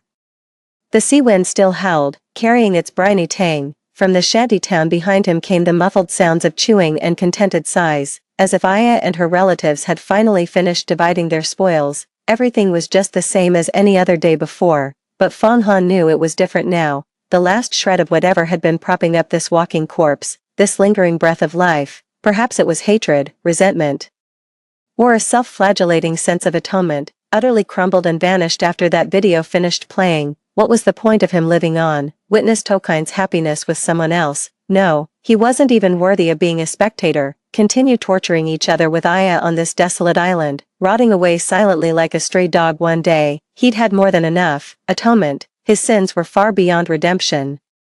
This self-imposed exile and mere existence couldn't cleanse even a fraction of them. He had killed her once. His stupidity and selfishness forced her to defend and retaliate in the most extreme ways in this life, even if it meant getting her hands dirty. He ruined her past life, and he ruined his own present life. No, it's more than that. He destroyed 2 lifetimes, all the potential happiness that could have been for 2 people. If it weren't for that plane crash, this thought, like a curse, circled in his mind once more. If it weren't for that crash, if Fong Han rose, slowly, agonizingly slowly, from the scorching surface of the reef, the sea breeze tugged at his tattered clothes and his hair, dry and brittle as straw. He turned, his gaze swept over the squalid shanties, over the savages squabbling over scraps, and finally settled on Aya, her face a mask of greed and venom as she gnawed on her meager rations. His gaze was empty, calm, devoid of any emotion.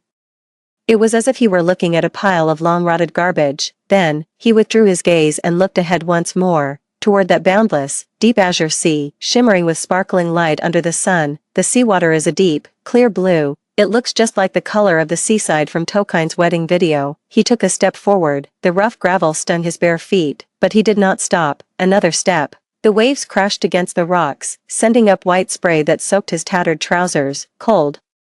He kept walking forward. He walked deeper into the sea. The seawater gradually rose past his ankles, his calves, his knees. It was bone-chillingly cold, yet it strangely stirred a faint glimmer of sensation in his numbed senses. Aya seemed to finally sense something was wrong. She lifted her head from the makeshift shelter and called out, her voice muffled, "Fang Han, where are you going?" Fang Han did not look back. He didn't even pause. The seawater rose past his waist, then his chest.